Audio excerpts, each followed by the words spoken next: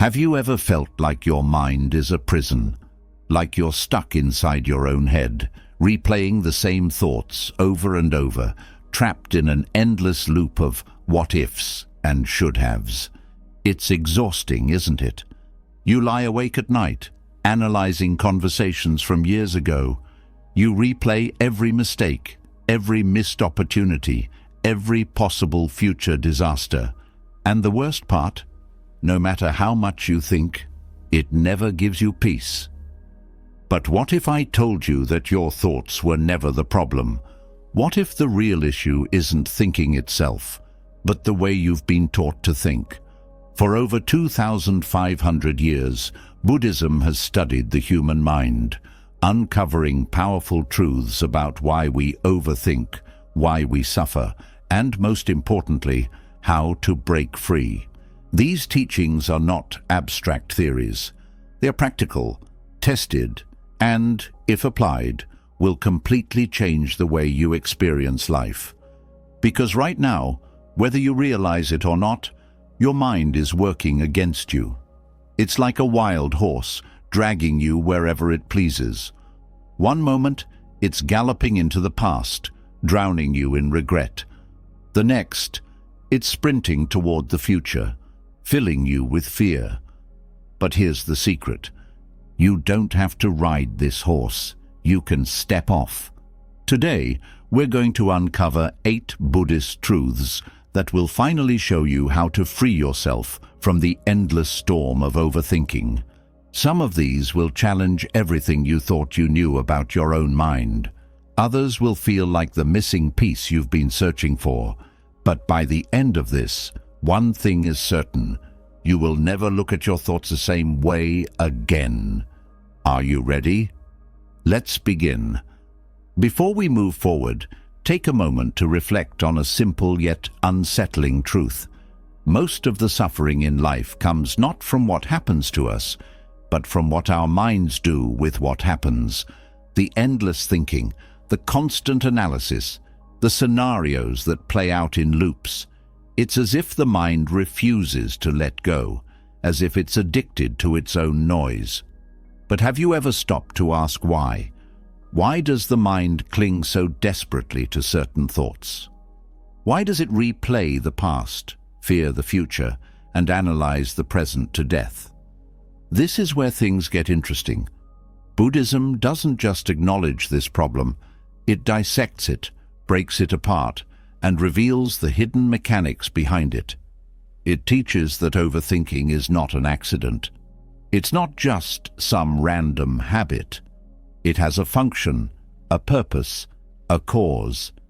And once you understand that cause, you can begin to untangle yourself from its grip.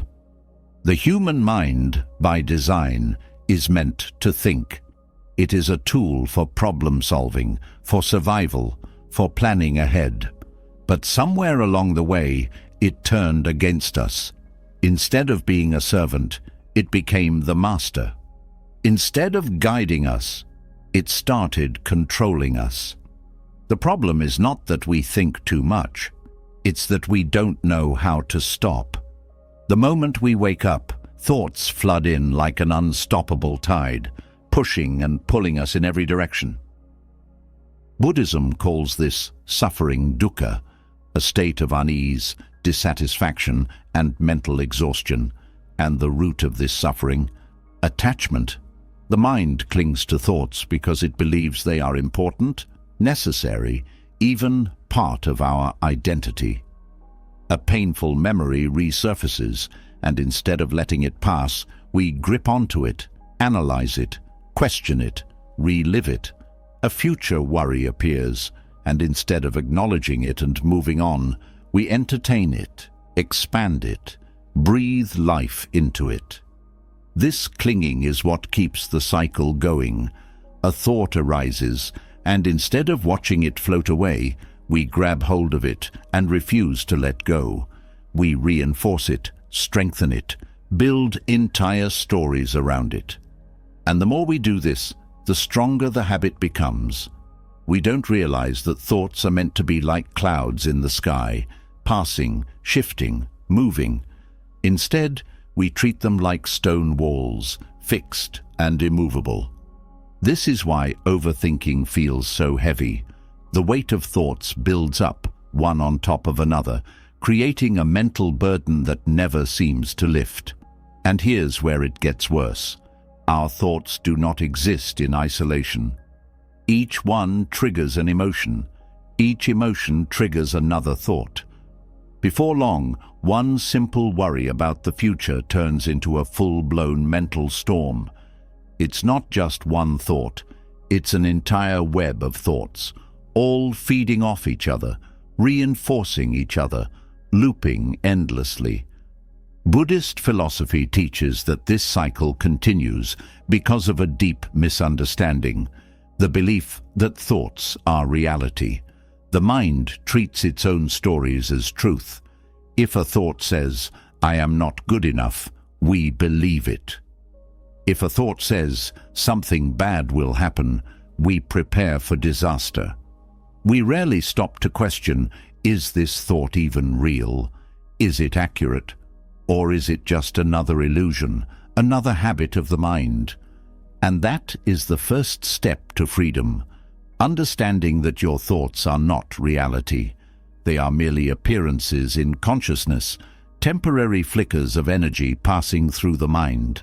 But because we mistake them for absolute truth, we give them far more power than they deserve. This is where suffering begins. This also explains why overthinking feels endless.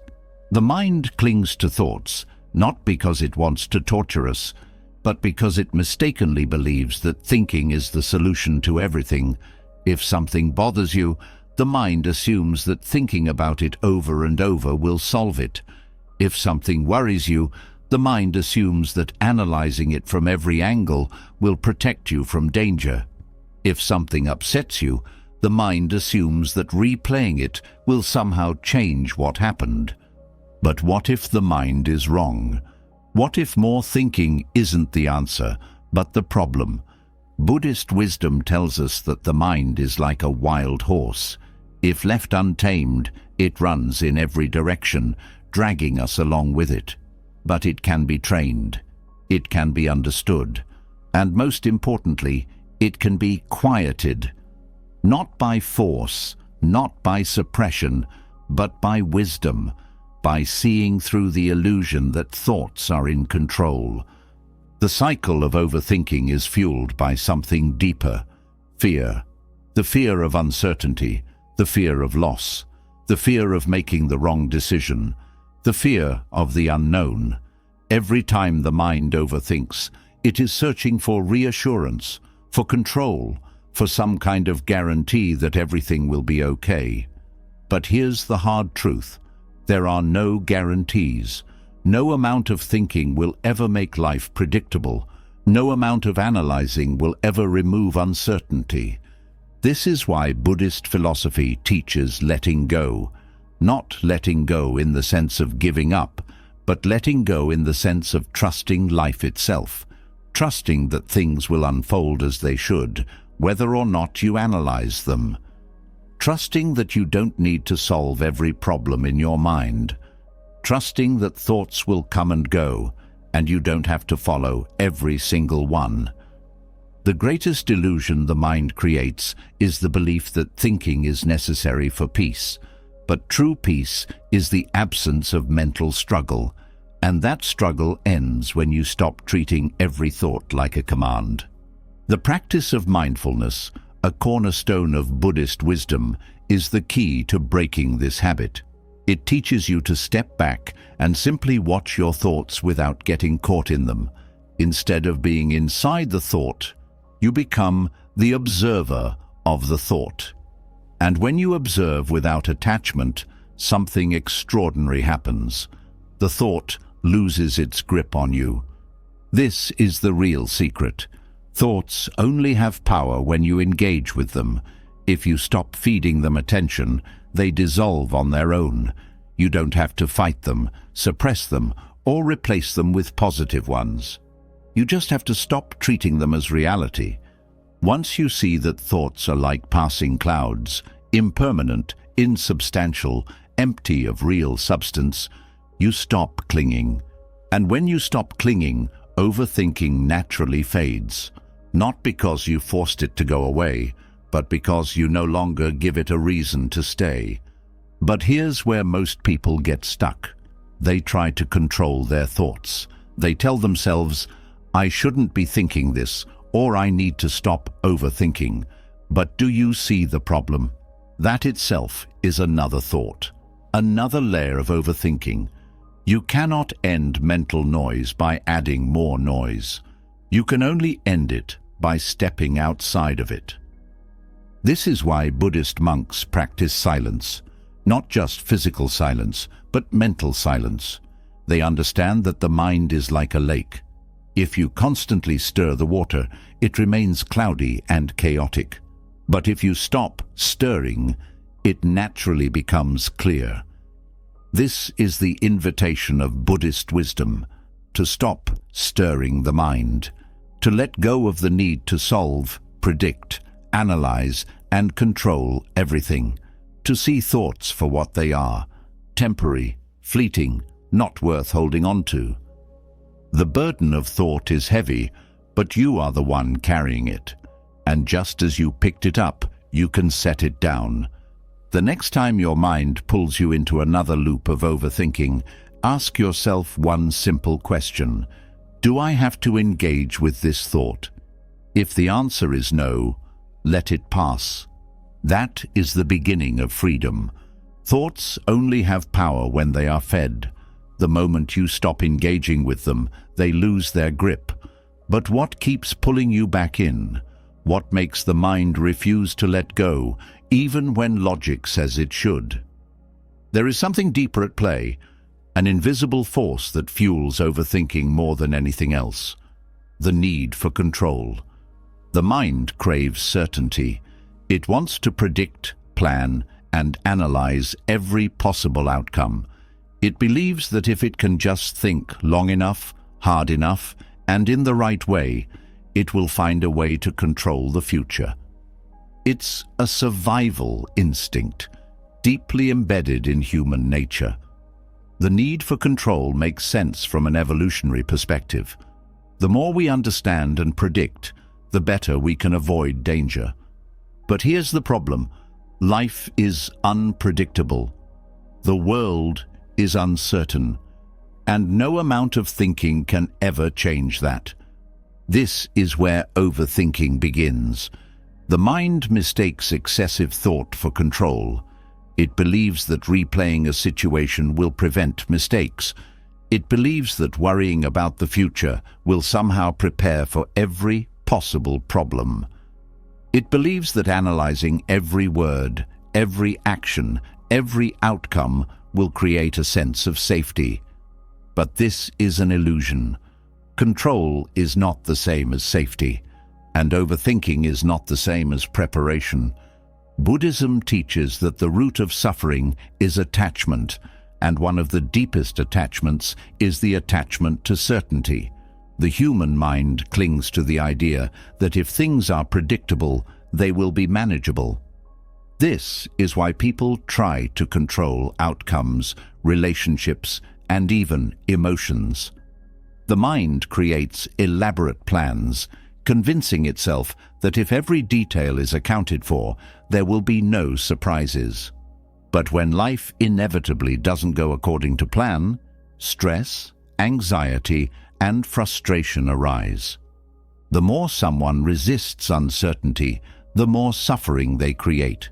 The mind goes into overdrive, replaying every possible scenario, asking endless what-ifs, and trying to grasp control over things that cannot be controlled.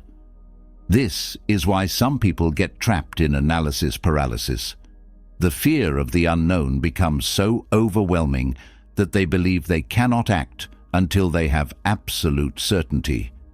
They wait for the perfect decision, the perfect moment, the perfect guarantee. And in that waiting, life slips by.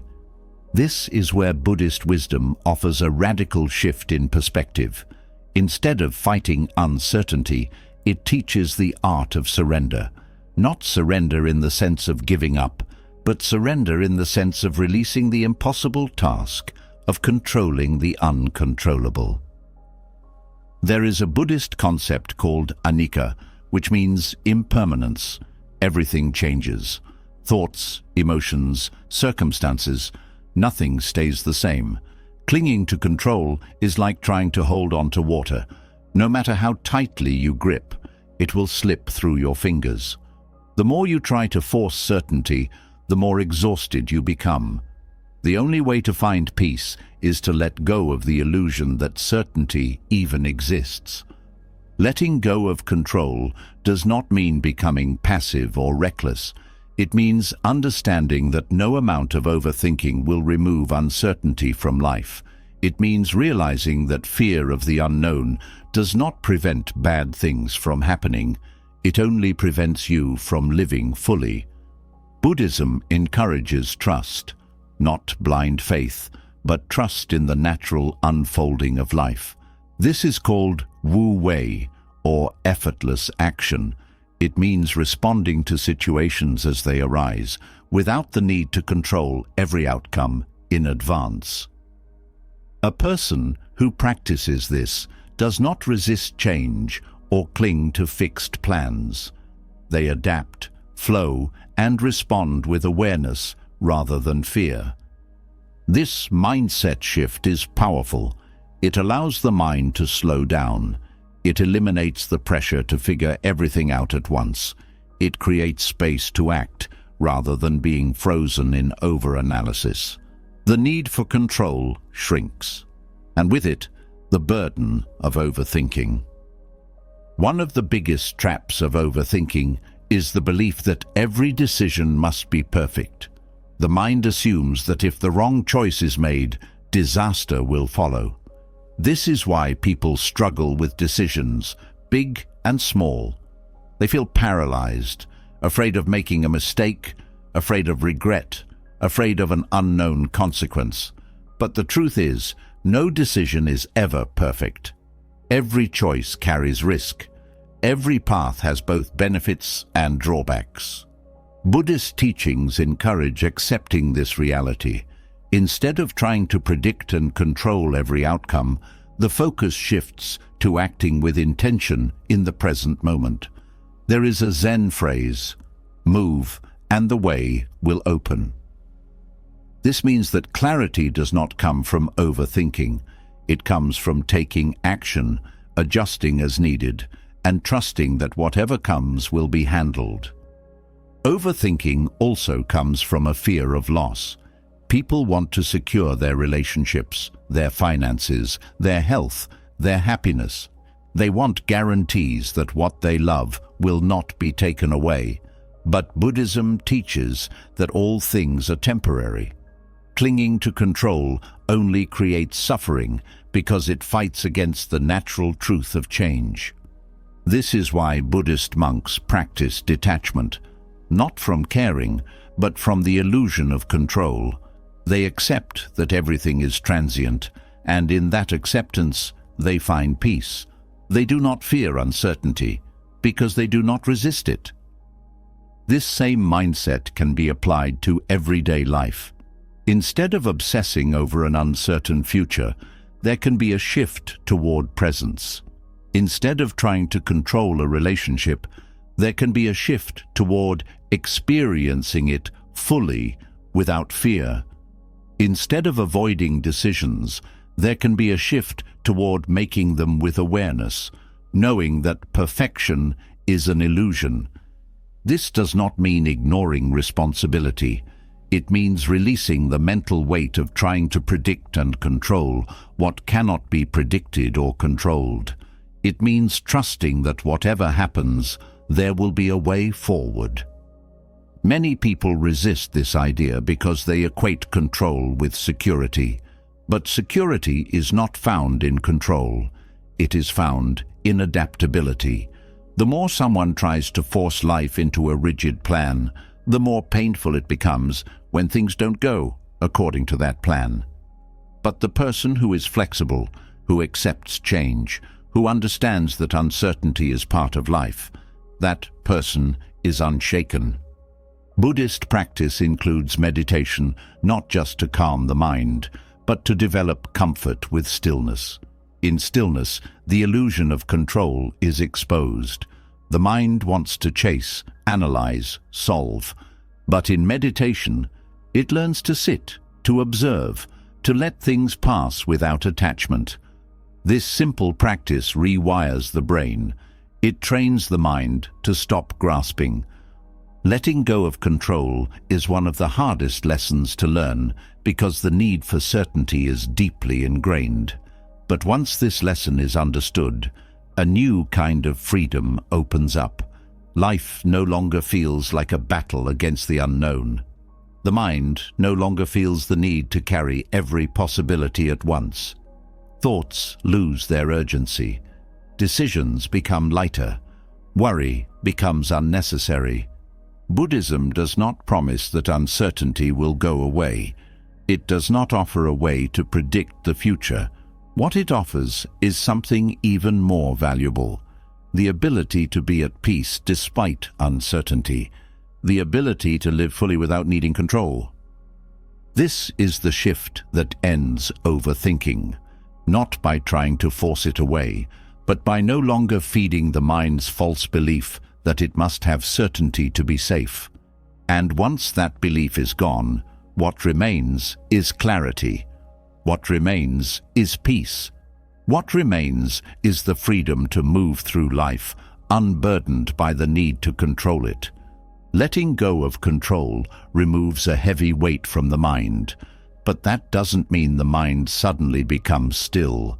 Even when there is an understanding that certainty is an illusion, something strange continues to happen. The mind keeps running. It jumps from one thought to another, pulling attention in every direction, making it impossible to feel settled. The noise never stops. Even in quiet moments, thoughts swing wildly between past regrets and future worries, between distractions and imagined scenarios. There is no pause, no rest, just an endless cycle of mental movement.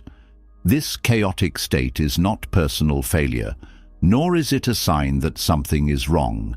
It is simply the way an untrained mind behaves.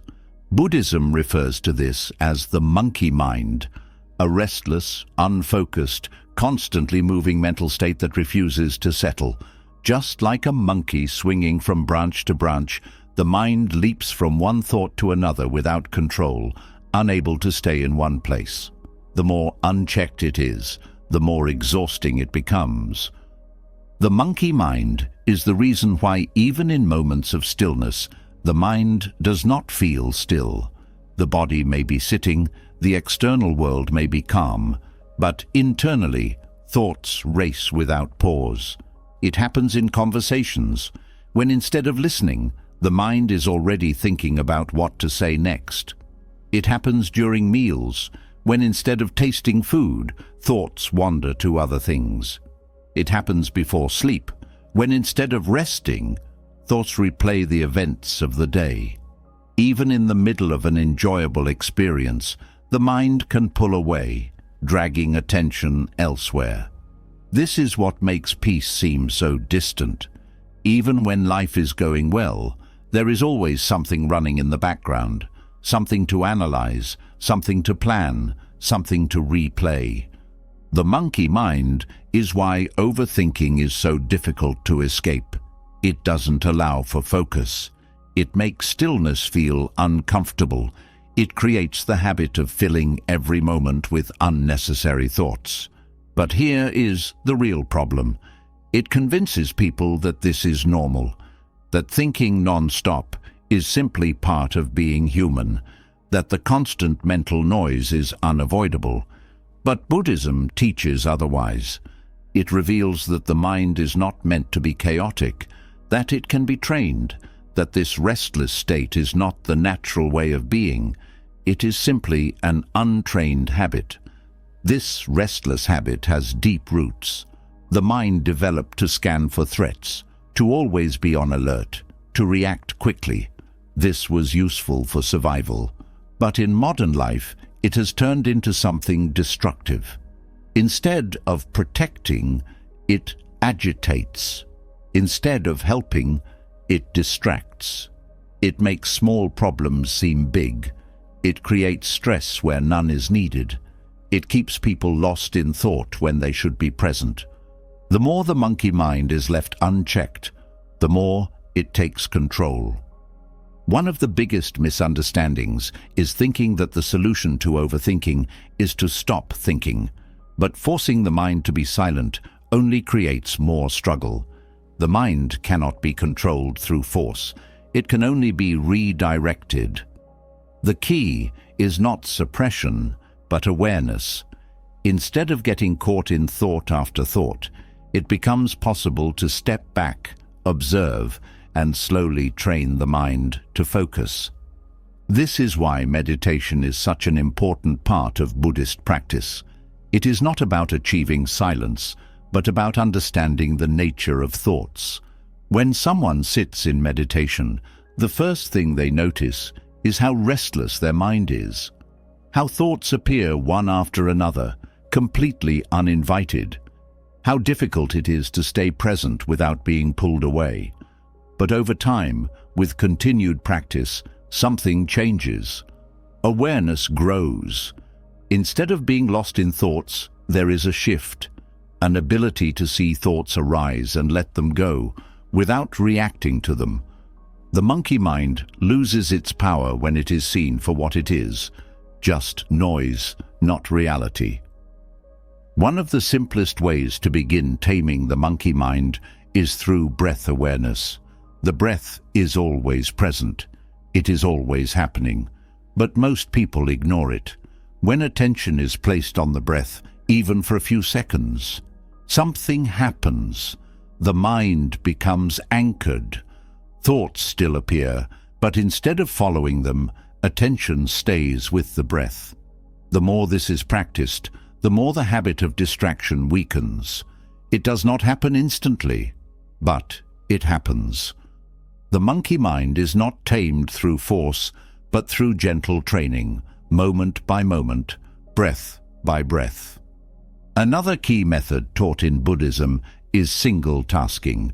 The monkey mind thrives on doing multiple things at once, eating while scrolling through a phone, talking while thinking about something else, walking while mentally planning the day.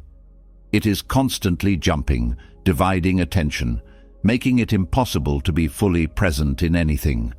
But the mind can be trained to stay with one thing at a time. Drinking tea can be just drinking tea. Walking can be just walking. Speaking can be just speaking. This is not just about being mindful. It is about undoing the habit of mental scattering. The reason why people struggle with stillness is because they have spent years, even decades, strengthening the habit of mental restlessness. If every moment is filled with noise, distraction, and over-analysis, then when silence appears, the mind resists. It searches for something to grab onto. But the more it is trained in focus, the more comfortable stillness becomes. Instead of feeling like emptiness, stillness begins to feel like relief. Buddhism also teaches the importance of detachment from thoughts. The monkey mind is powerful because it convinces people that every thought matters, that every mental story is important. But this is not true. Most thoughts are nothing more than passing noise. They appear, they stay for a while, and then they fade. The problem is that people attach to them, believe them, give them energy. But when the habit of observing without attachment is developed, thoughts lose their hold. They are still there, but they no longer control emotions, actions, or decisions. There is a difference between having thoughts and being caught in thoughts. The trained mind still has thoughts, but it does not follow every single one. It does not allow every passing worry to create stress. It does not let every old memory pull it back into the past. It does not react to every small discomfort. It watches thoughts come and go without losing itself in them. This is not about making the mind blank. It is about creating space between thoughts and awareness. The monkey mind thrives on immediate reaction. One thought leads to another, until it becomes an endless spiral. But when awareness steps in, there is a pause, a moment of choice. A thought arises, but instead of following it, it is simply noticed. This space changes everything. It breaks the automatic habit of mental movement. The more awareness grows, the easier it becomes to return to the present, to stop chasing thoughts that don't matter, to stop filling every quiet moment with unnecessary mental noise. The monkey mind cannot survive in stillness. The more comfortable stillness becomes, the weaker its grip. Buddhism teaches that the mind is like a lake.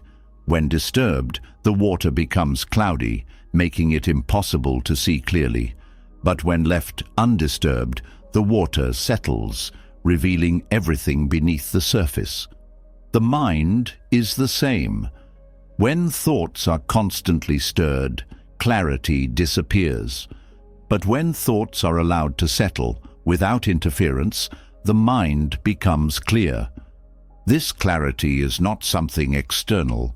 It is already present, but it is hidden beneath the noise. The monkey mind is what covers it, what keeps people trapped in overthinking, what makes life feel overwhelming. But just as clouds cannot block the sun forever, mental chaos cannot last forever when awareness is cultivated. The process of taming the monkey mind is not about perfection. Thoughts will still arise, distractions will still happen, but over time, the difference becomes clear. Instead of being controlled by thoughts, there is freedom from them. Instead of being overwhelmed by mental noise, there is an ability to step back. Instead of being dragged by the mind in every direction, there is a sense of calm. This is not an abstract idea. It is something that can be experienced. It does not require drastic changes, only a shift in how the mind is related to. Less attachment, more awareness. Less distraction, more presence. Slowly, the restless energy begins to fade.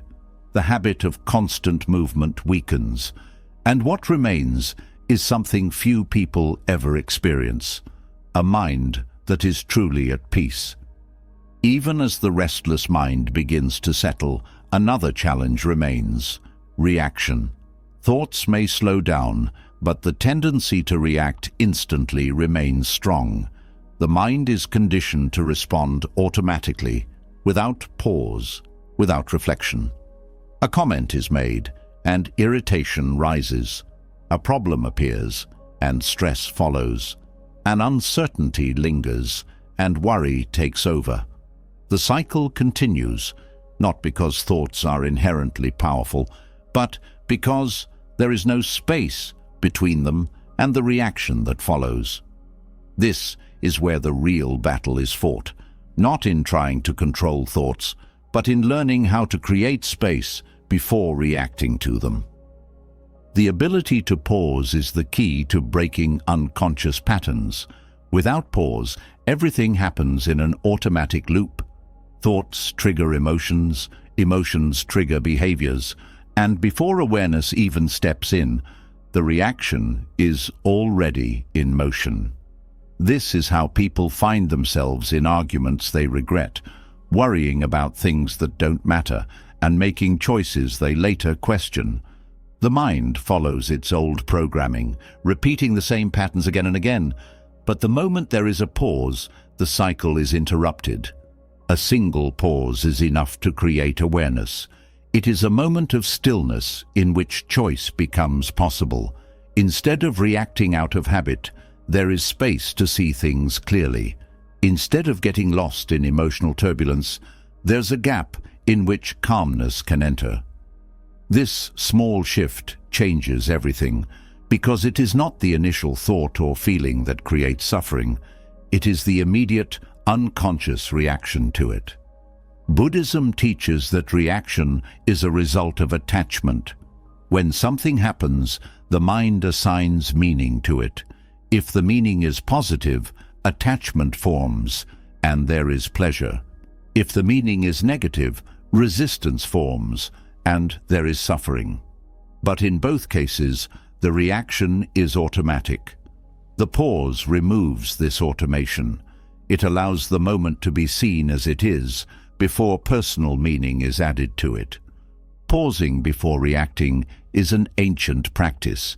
It is the foundation of mindfulness, the essence of self-mastery, the mark of true wisdom. The greatest thinkers, the most resilient individuals, and those who move through life with peace, all have this in common. They do not react impulsively. They respond with awareness. They do not let emotions hijack their actions. They do not let fleeting thoughts determine their reality. They create space between what happens and how they respond. This space does not appear naturally. It must be cultivated. The modern mind is conditioned for speed, instant responses, immediate reactions, constant movement. Society rewards quick decisions, rapid opinions, and immediate action. But speed does not equal wisdom. Most mistakes are made in haste. Most conflicts are fueled by impulsive words. Most regrets come from acting before thinking. The pause eliminates this unnecessary suffering.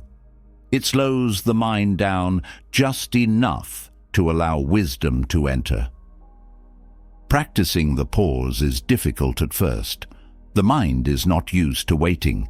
It craves resolution. It wants to immediately fix, defend, attack, or escape. But each time a pause is inserted, the grip of automatic reaction weakens. There is no need to fight thoughts. There is no need to suppress emotions. There is only the simple act of waiting, watching, allowing. And in that brief moment, something profound happens. The mind sees clearly. When something upsetting happens, pausing before reacting creates a shift. Instead of being swept away by frustration, there is a chance to observe the emotion rising. Instead of lashing out, there is a moment to decide if a response is even necessary. Most reactions lose their intensity the moment they are given space. What feels urgent in the heat of the moment often dissolves when given time. Pausing is especially powerful in conversation. Words spoken in anger cannot be taken back. Reactions driven by ego can destroy relationships. A pause before speaking allows for a choice. Will these words add to suffering, or will they reduce it? Will they be spoken from awareness or from impulse? Silence, even for a few seconds, can completely change the course of an interaction. The same is true for written words. Emails, texts, and messages sent in haste often carry emotional weight that is unnecessary. Waiting before pressing send creates an opportunity to reconsider, to refine, to ensure that what is being communicated is what is truly meant. Overthinking and reactivity are closely linked. The mind that reacts instantly is the same mind that overanalyzes. Both come from the inability to sit with uncertainty. A person who reacts quickly does so because they cannot tolerate the discomfort of an unresolved situation. They want an immediate conclusion. The same is true for overthinking. It is an attempt to resolve discomfort by thinking through every possibility. But both habits only create more suffering. Pausing is the antidote to both. It trains the mind to sit with discomfort, to not rush to resolve every thought, to not act on every feeling. Buddhist monks practice pausing not just in speech or action, but in thought itself. When a thought arises, instead of immediately engaging with it, they observe it. They do not resist it, but they do not follow it either. They let it pass like a cloud in the sky. This is what gives them their unshakable peace. They do not rush to conclusions. They do not react to every fleeting emotion. They wait, they watch, they let go. Pausing also changes the way decisions are made. Most poor decisions come from impatience. The need for a quick answer overrides the ability to see things clearly. The pause prevents this mistake. It allows time for deeper understanding, for intuition to emerge, for emotions to settle. The greatest minds in history all understood this principle. They did not rush. They reflected. They allowed space for clarity. There is a reason why people are drawn to those who remain calm under pressure. It is not about suppressing emotion. It is about creating space before acting. The pause is what separates those who are controlled by their emotions from those who master them. It is what separates those who are constantly overwhelmed from those who move through life with grace. Training the mind to pause requires daily practice. It starts with small moments. Before responding in a conversation, take a breath. Before reacting to frustration, wait a few seconds. Before acting on impulse, hold back for just a moment. Each time this is done, the habit of immediate reaction weakens. The ability to observe rather than react grows stronger. Meditation is the ultimate form of practicing the pause. It is a space where nothing needs to be done, where thoughts can appear without engagement, where emotions can rise without immediate reaction. It is a training ground for the mind, teaching it that not every thought needs a response, not every feeling needs an action. The pause is powerful because it creates freedom. Without it, life is a constant chain of automatic reactions. With it, there is choice, there is clarity, there is space for wisdom. Over time, the mind shifts. It stops being a slave to impulse. It stops being dragged by every passing thought. It stops being lost in unnecessary suffering. This is not a theory. It is a lived experience. It is a way of moving through life with greater ease, greater patience, and greater understanding. The pause does not mean inaction. It does not mean detachment from life. It means responding with awareness instead of reacting from habit. It means allowing space for things to unfold instead of forcing them into immediate resolution. Each moment of pause strengthens inner peace. Each time reactivity is interrupted, the mind becomes more still. The more this is practiced, the more natural it becomes. And eventually, what once felt difficult becomes effortless. The mind no longer rushes. The emotions no longer take over. The thoughts no longer dictate action. Instead, there is control, not through force, but through understanding. The ability to pause is one of the greatest gifts a person can develop. It leads to fewer regrets, fewer unnecessary conflicts, fewer moments of unnecessary stress. It allows for deeper relationships, better decisions, and a mind that is no longer trapped in constant reaction. This is the secret of those who move through life with wisdom. They do not let their minds control them. They do not act out of impulse. They create space between thought and action, and in that space, they find something most never experience: true freedom.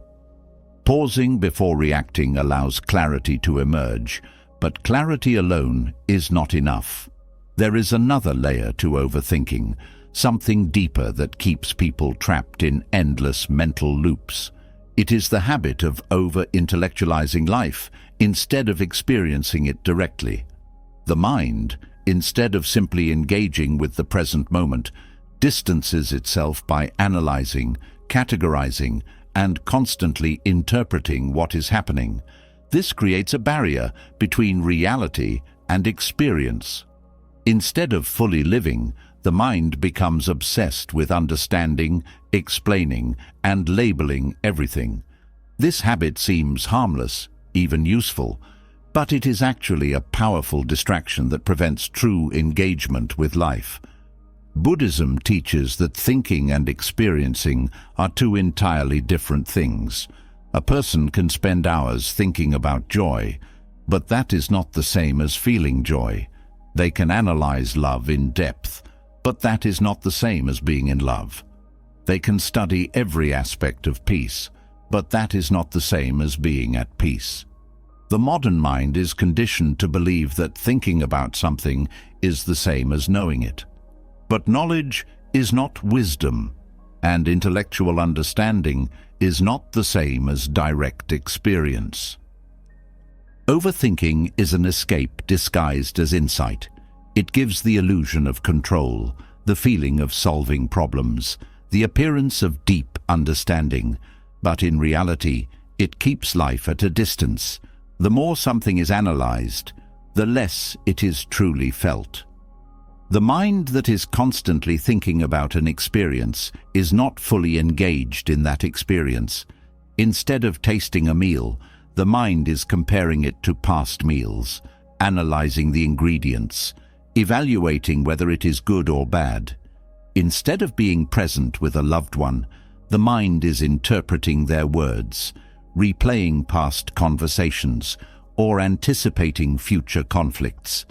Instead of feeling an emotion fully, the mind is trying to dissect it, explain it, or justify it. This creates a gap between the individual and the moment itself. This habit is deeply ingrained because it feels productive. The mind assumes that by thinking more, it is gaining wisdom. But there is a limit to how much thought is useful.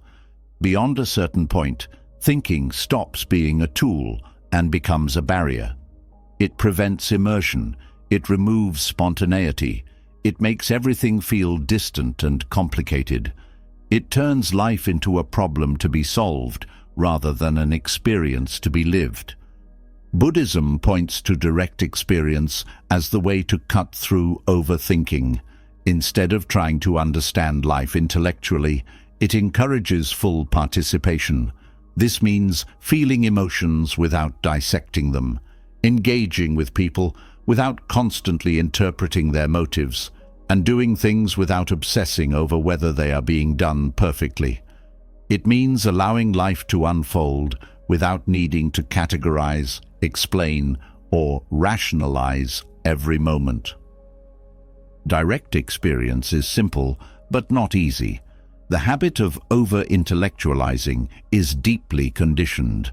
The mind constantly jumps to analysis because it believes that by thinking about something, it will gain control over it. But this is an illusion.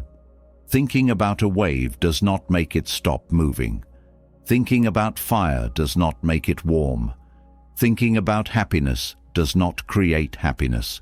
Experience cannot be replaced by thought. A common example of this is seen in emotions. When sadness arises, the mind does not simply allow it to be felt. Instead, it tries to explain it, asking why it is there, searching for its cause, trying to justify or resist it. But the more sadness is analyzed, the longer it lingers. The more it is explained, the heavier it becomes. If sadness were simply allowed to be felt without resistance or interpretation, it would rise and fall naturally. But the mind refuses to let it move through. It holds onto it, feeding it more thoughts, keeping it alive far longer than necessary. The same applies to happiness. Instead of fully experiencing moments of joy, the mind immediately begins evaluating them. It wonders if the happiness will last, if something will go wrong, if this moment is as good as past moments. It compares, it judges, it questions, and in doing so, it diminishes the happiness itself. Direct experience allows joy to be felt without interference. It removes the mental noise that waters down the richness of life. Another example is relationships. Instead of being present with another person, the mind is often lost in thought. It interprets their words, anticipates their reactions, constructs imaginary conversations. It is rarely fully engaged. This is why many people feel disconnected, even when surrounded by others. They are present physically, but absent mentally. Direct experience means truly listening, not just waiting to respond.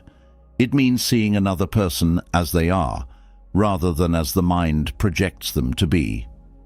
Buddhism emphasizes direct experience because it leads to a deeper understanding than analysis ever could. There is a famous Zen teaching: do not seek the truth, only stop cherishing opinions.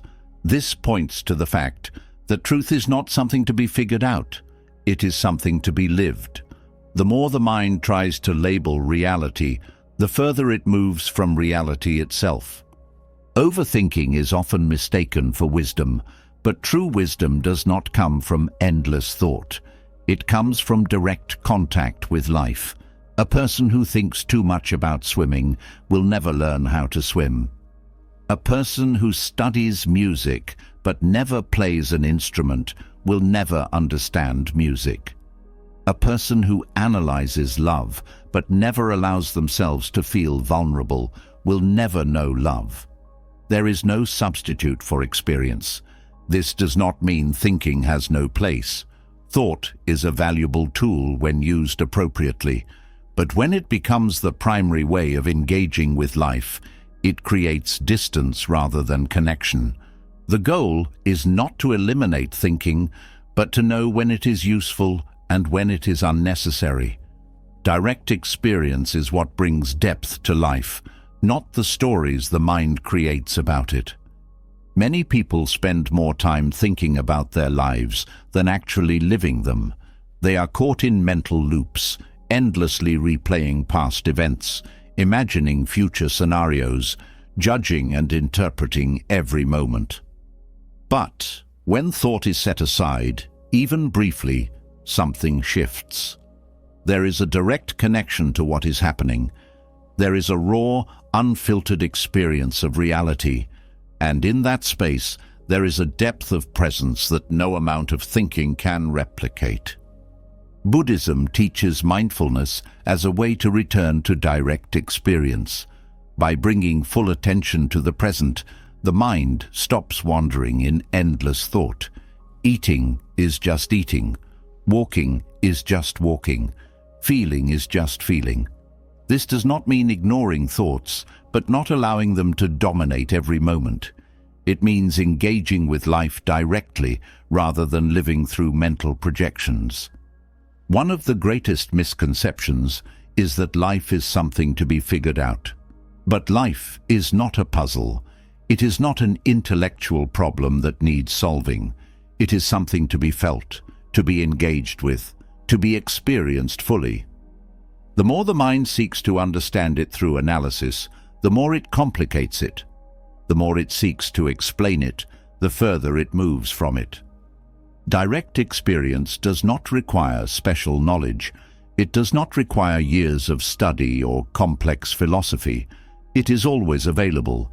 It is found in the small moments, in the quiet awareness of what is happening right now. A child does not need to analyze play in order to enjoy it. A musician does not need to think about every note in order to feel the music. A person does not need to understand happiness in order to experience it. Overthinking distracts from the simplicity of life.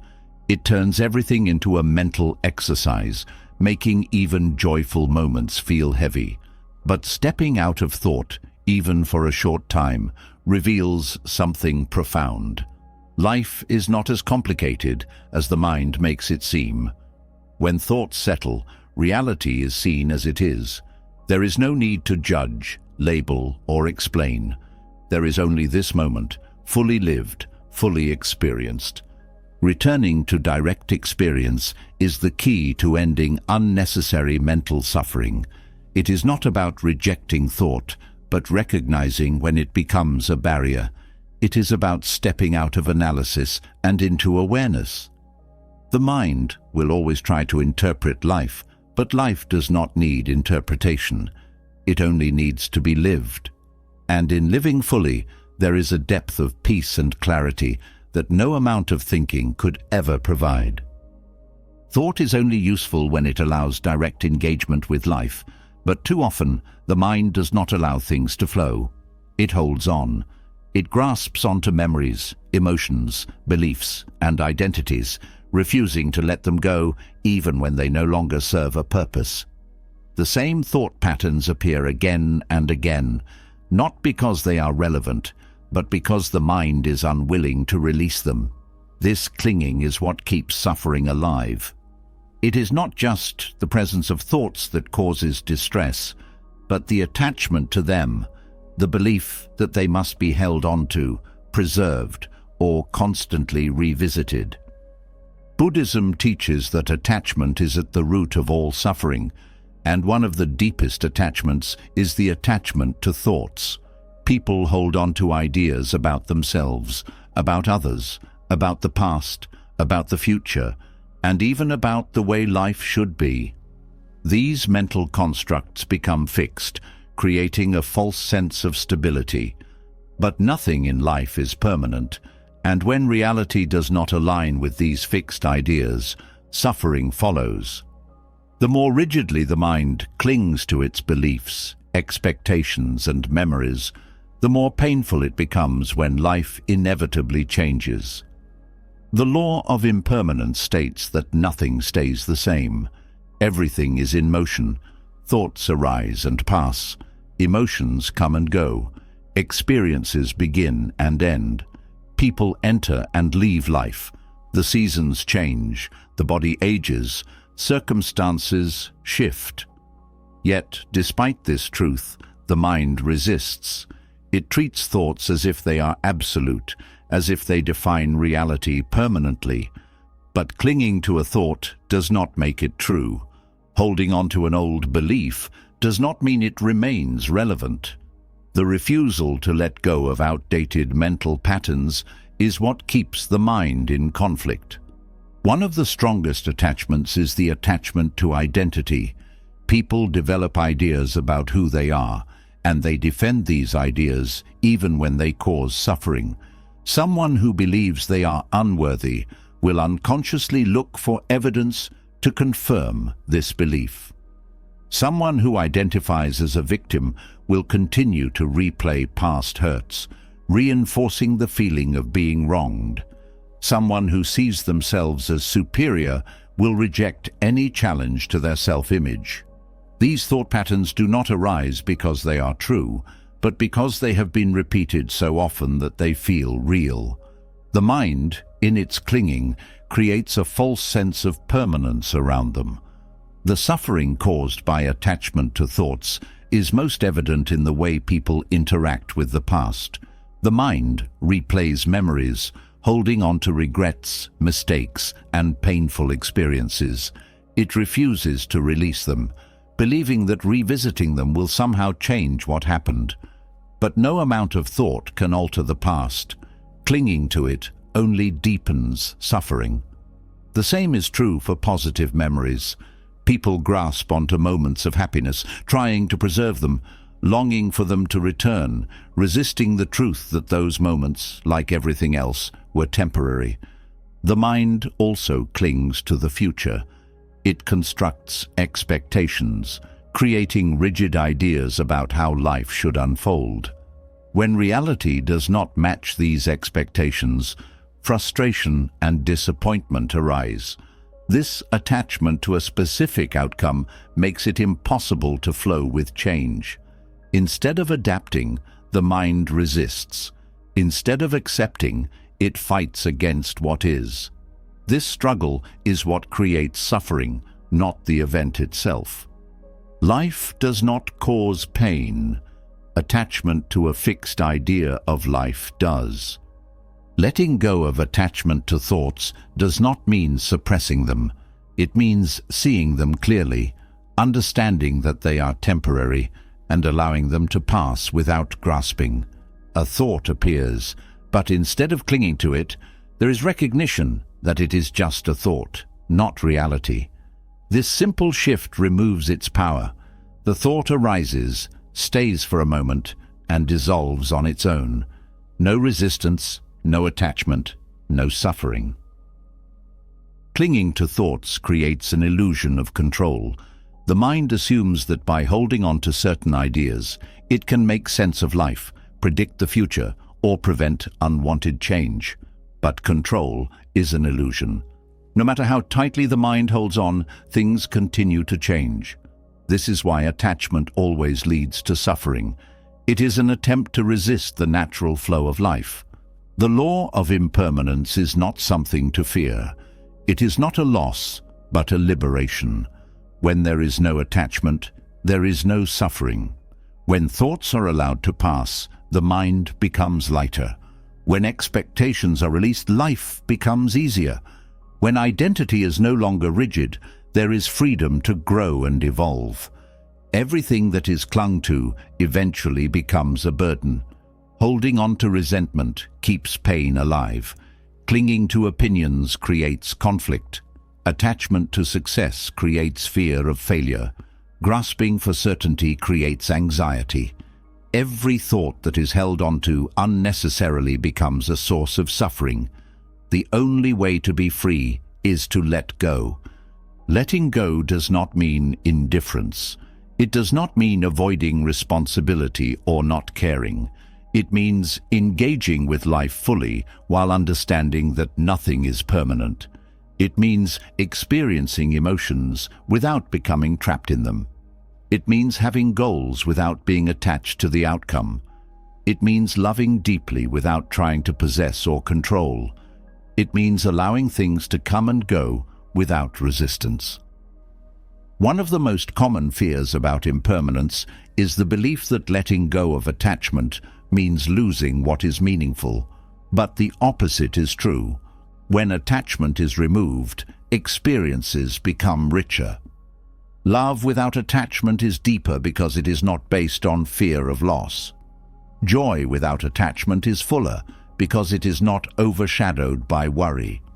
Peace without attachment is real because it does not depend on external conditions. Buddhism teaches mindfulness as a way to recognize impermanence directly. By observing thoughts as they arise and pass, it becomes clear that they have no lasting substance. They appear like waves in the ocean, rising, forming, and dissolving. There is no need to grasp at them. There is no need to resist them. Simply watching them come and go reveals their transient nature. Attachment to thoughts often arises because of identification. The mind believes that certain thoughts define who a person is, but thoughts are not the self. They are temporary mental events, not fixed truths. Recognizing this dissolves the illusion of permanence. The thought may return, but it is no longer something to fight against or cling to. It is just another passing phenomenon. Impermanence is often misunderstood as something negative, but it is the very thing that makes growth possible. If nothing changed, there would be no learning, no healing, no transformation. The pain that feels unbearable today will soften with time. The uncertainty that creates anxiety now will fade. The mind that is restless today will become still. Nothing stays the same, and that is what allows suffering to end. Accepting impermanence means no longer fearing change. It means understanding that loss is not the end, but a transition. It means seeing that no moment, no feeling, no situation is final. This does not make life meaningless. It makes it precious. When something is known to be temporary, it is appreciated fully while it is here, without the need to cling. Resistance to impermanence comes from fear, but fear itself is impermanent. The emotions that feel overwhelming are not permanent. The doubts that seem so strong will not last. Every difficulty, every struggle, every challenge eventually passes.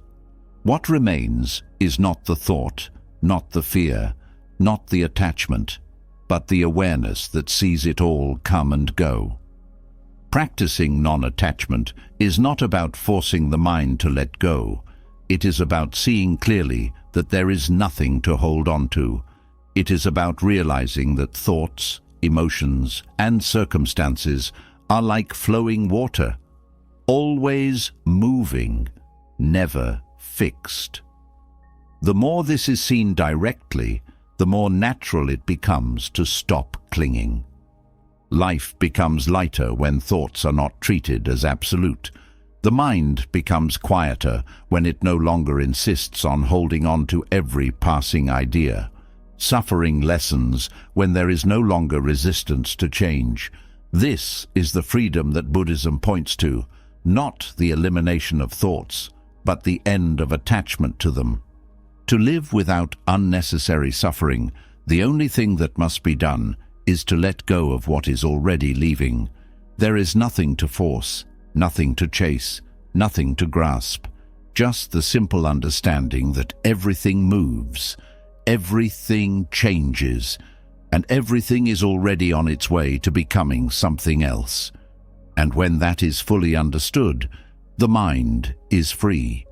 The mind becomes lighter when there is no longer an attachment to thoughts, but something even deeper still holds on, the self.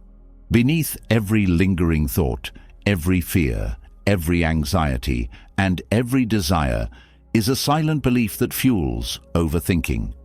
It is the belief in a fixed identity, the idea that there is a solid, unchanging me that must be preserved, defended, and perfected. This illusion is what keeps the mind restless. It is why people replay conversations, justify their actions, seek validation, and fear failure. Overthinking is not just about external worries. At its core, it is an attempt to protect the fragile idea of self. Buddhism challenges this illusion with a radical truth. There is no permanent self to protect. What is called me is not a single, unchanging entity, but a collection of shifting thoughts, emotions, and experiences. The mind assumes that there is a central figure holding everything together, but when it is examined closely, nothing solid can be found. There is no fixed identity, only a stream of changing sensations and perceptions. This is the teaching of anatta, the doctrine of no self, and it is the key to dissolving the endless mental chatter that dominates the mind. The idea of self is the foundation of overthinking. It is why people ruminate over past mistakes, fearing that they define who they are. It is why they obsess over their image, worrying about how they are perceived. It is why they resist change, because it threatens the stability of their identity. Every anxious thought can be traced back to a fear of losing something tied to the self: status, reputation, success, relationships, control. The ego clings to these things because it believes they are part of what makes up me. When anything threatens them, the mind reacts with endless thought, trying to protect and reinforce what it believes must not be lost. But the self that is being protected does not exist in the way the mind assumes. It is not a solid entity, but a construct held together by memory and thought. The person who exists today is not the same person who existed 5 years ago. Thoughts have changed, emotions have shifted, experiences have reshaped perspectives. The self is fluid, yet the mind tries to hold on to it as if it is fixed. This resistance is what fuels mental suffering. Overthinking arises when the ego tries to control how it is perceived. People worry about what others think of them, not because it changes anything tangible, but because it threatens their self-image. They replay social interactions, analyzing every word, fearing that they might have said something wrong. They dwell on criticism, not because it physically harms them, but because it disrupts their sense of identity.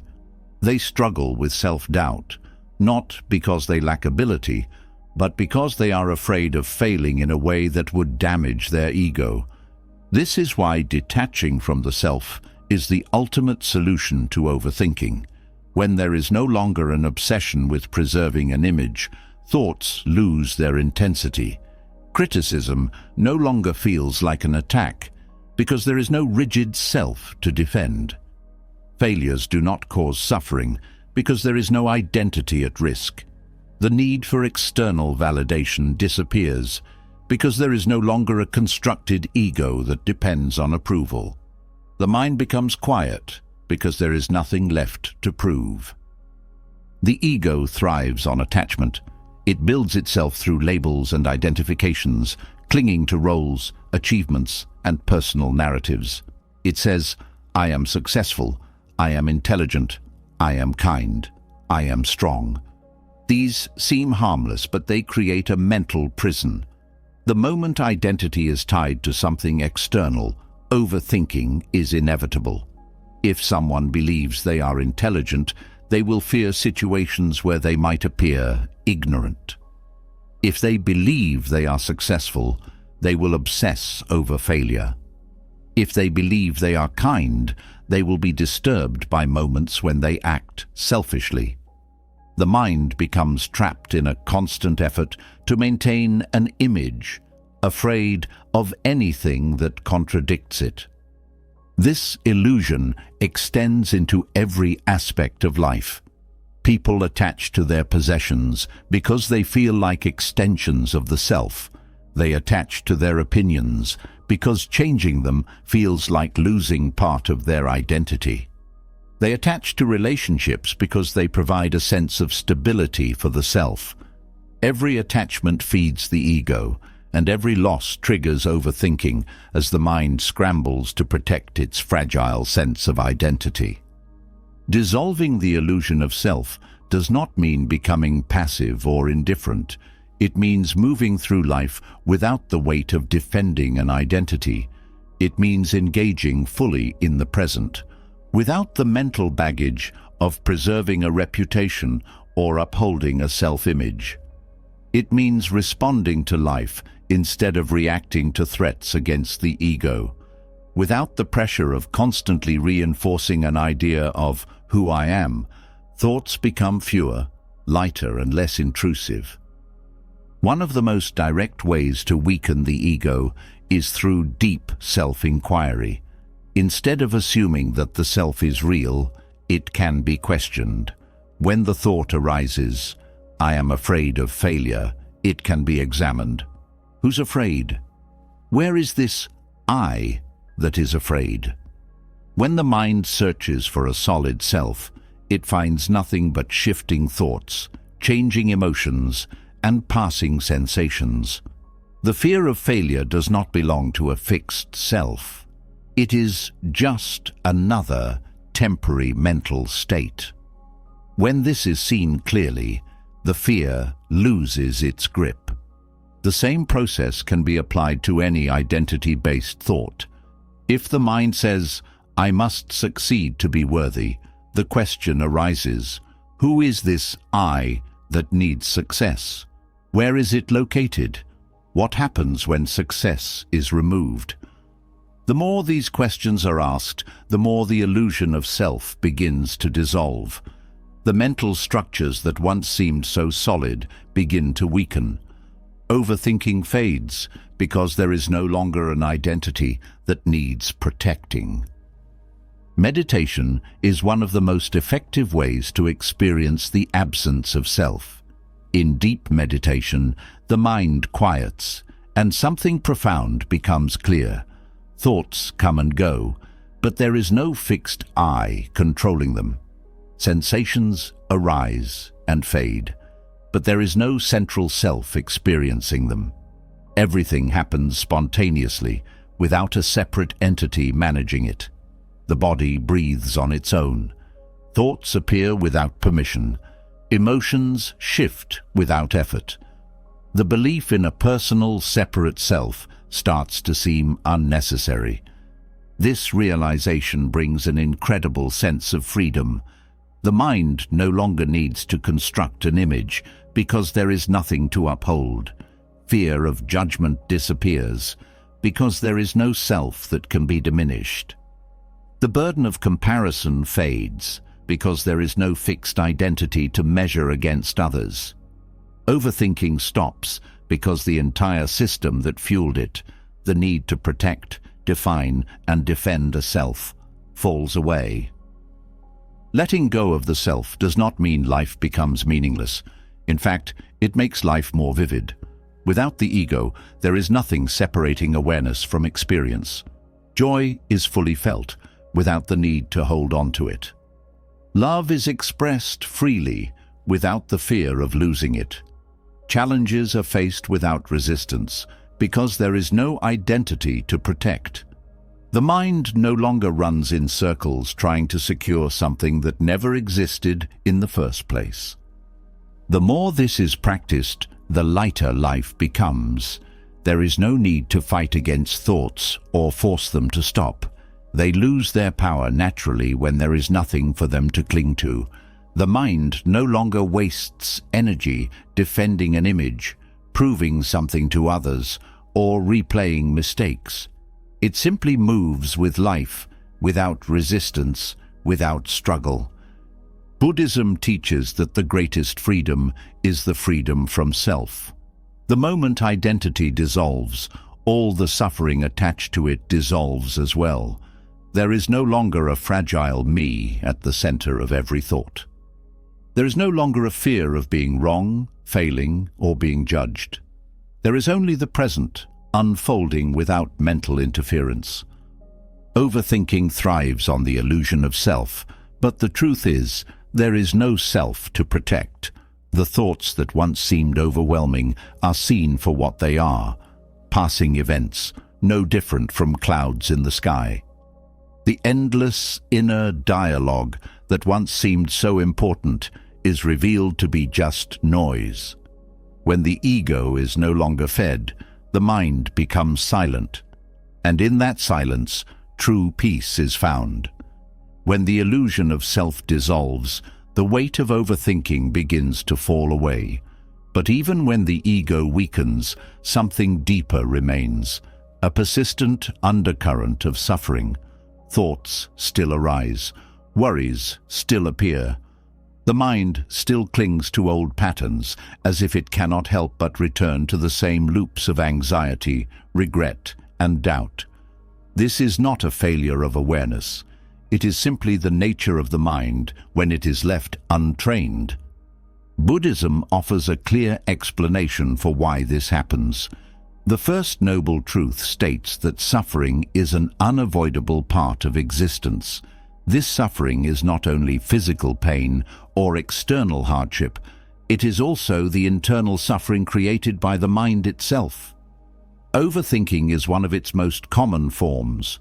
The mind creates its own suffering by spinning in endless circles, revisiting past wounds, worrying about future losses, and resisting what already is. The First Noble Truth does not say that suffering should be feared. It simply points out that it exists, and that understanding its nature is the first step to being free from it.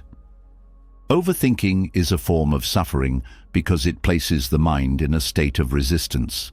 A thought arises, but instead of letting it pass, the mind clings to it, trying to solve it, control it, or push it away. This resistance creates tension. Instead of allowing emotions to move through naturally, overthinking traps them, stretching them beyond their natural lifespan. Sadness is no longer a passing emotion. It becomes a persistent mental burden. Fear is no longer a momentary signal. It becomes an unending cycle of worst-case scenarios. Doubt is no longer a moment of reflection. It becomes an identity that shapes every decision. The mind suffers not because thoughts appear, but because it does not know how to let them go. It treats every passing worry as something that must be resolved. It tries to create certainty in a world that is uncertain. It looks for permanence where none exists. This is why overthinking feels exhausting. It is a fight against reality. The First Noble Truth teaches that suffering is caused by attachment and resistance. When the mind clings to something, suffering follows. When it resists what is happening, suffering intensifies. The only way out is to stop fighting against the nature of life itself. One of the strongest causes of overthinking is the desire for control. The mind believes that if it can just think enough, plan enough, or analyze enough, it can prevent bad things from happening. But suffering is not something that can be avoided through mental effort. No amount of thinking can stop change. No amount of worry can prevent loss. No amount of analysis can guarantee happiness. The more the mind tries to control, the more it suffers, because life does not conform to mental expectations. Breaking free from overthinking begins with recognizing that suffering is not caused by external events, but by the mind's reaction to them. Two people can face the same situation, yet one will suffer deeply while the other remains calm. The difference is not in the event itself, but in how it is processed. One person resists, holding on to what they wish was different. The other accepts, adapting to what is. The same principle applies to thoughts. A mind that clings to thoughts will suffer, but a mind that allows thoughts to come and go remains at peace. Buddhism teaches that suffering is not a punishment, it is a teacher. Every moment of overthinking is an opportunity to see where the mind is still attached. Every loop of anxious thought reveals a hidden fear that has not been faced. Every moment of frustration points to an expectation that has not been released. Instead of treating suffering as something to escape, it can be used as a guide. Where there is suffering, there is attachment. And where there's attachment, there is an opportunity for freedom. Most people believe that suffering comes from outside themselves. They blame circumstances, other people, or the past. But the real cause of suffering is internal. The situation may be difficult, but it is the mind's resistance to it that creates suffering. This is why two people can experience the same loss, yet one will be consumed by it while the other finds peace. It is not the event itself, but the interpretation of it, the attachment to it, and the mental stories built around it that determine the depth of suffering. Overthinking is the mind's attempt to avoid suffering, but in doing so, it creates more of it. The more the mind fixates, the heavier the burden becomes. The more it tries to solve every problem before it happens, the more anxious it becomes. The more it searches for a way to prevent discomfort, the more trapped it feels. The mind, in its effort to protect itself, unknowingly deepens its own suffering. One of the greatest misconceptions is that suffering must be eliminated before peace can be found. But the Buddhist path does not promise a life free of suffering. It promises freedom from the attachment to suffering. Thoughts will still appear. Loss will still happen. Change will still come. But when the mind no longer clings, suffering loses its grip. The storms of life come and go, but they do not shake the mind that is rooted in awareness. The mind is conditioned to believe that thinking more will lead to clarity, but often it only creates more confusion. The more thoughts are examined, the more tangled they become. The more problems are analyzed, the more they multiply. The mind does not need more thought. It needs space. It does not need more control. It needs surrender. When space is given between thoughts, suffering weakens. When the need for control is dropped, freedom begins. Accepting suffering does not mean becoming passive or giving up. It means understanding that pain is part of life, but the mental suffering added on top of it is optional. A loss may bring sadness, but the endless thoughts of, "This should not have happened," are what turn sadness into suffering. A failure may bring disappointment, but the belief that "I am a failure" is what turns disappointment into self-doubt. The event itself is never as painful as the mind's interpretation of it. The mind creates suffering by turning temporary moments into permanent problems. It takes a passing emotion and attaches a story to it, making it last far longer than necessary. It takes a fleeting worry and expands it into an all-consuming fear. It takes a single mistake and stretches it into an identity. But when impermanence is truly understood, these mental constructions lose their power. A thought is just a thought. A feeling is just a feeling. A problem is just a moment that will pass. Breaking free from overthinking is not about getting rid of thoughts. It is about changing the relationship to them. When suffering arises, instead of getting lost in the mental story around it, it can simply be observed. Instead of identifying with every emotion, it can be allowed to pass naturally. Instead of clinging to every worry, it can be seen as just another temporary mental event. Meditation is one of the most powerful ways to see this directly. In stillness, the mind's patterns become clear. The same worries arise again and again. The same attachments show up repeatedly. But when these patterns are observed without resistance, they begin to lose their intensity. The thoughts that once seemed overwhelming are revealed to be nothing more than passing mental habits. They arise, they stay for a moment, and then they dissolve, just like everything else. Suffering weakens the moment it is no longer resisted. Overthinking fades the moment it is no longer fed. When the mind stops trying to escape discomfort and simply observes it, something shifts. The suffering doesn't control anymore. The thoughts do not consume anymore. There is space, awareness, and the realization that none of it is permanent. The first noble truth does not say that life is only suffering.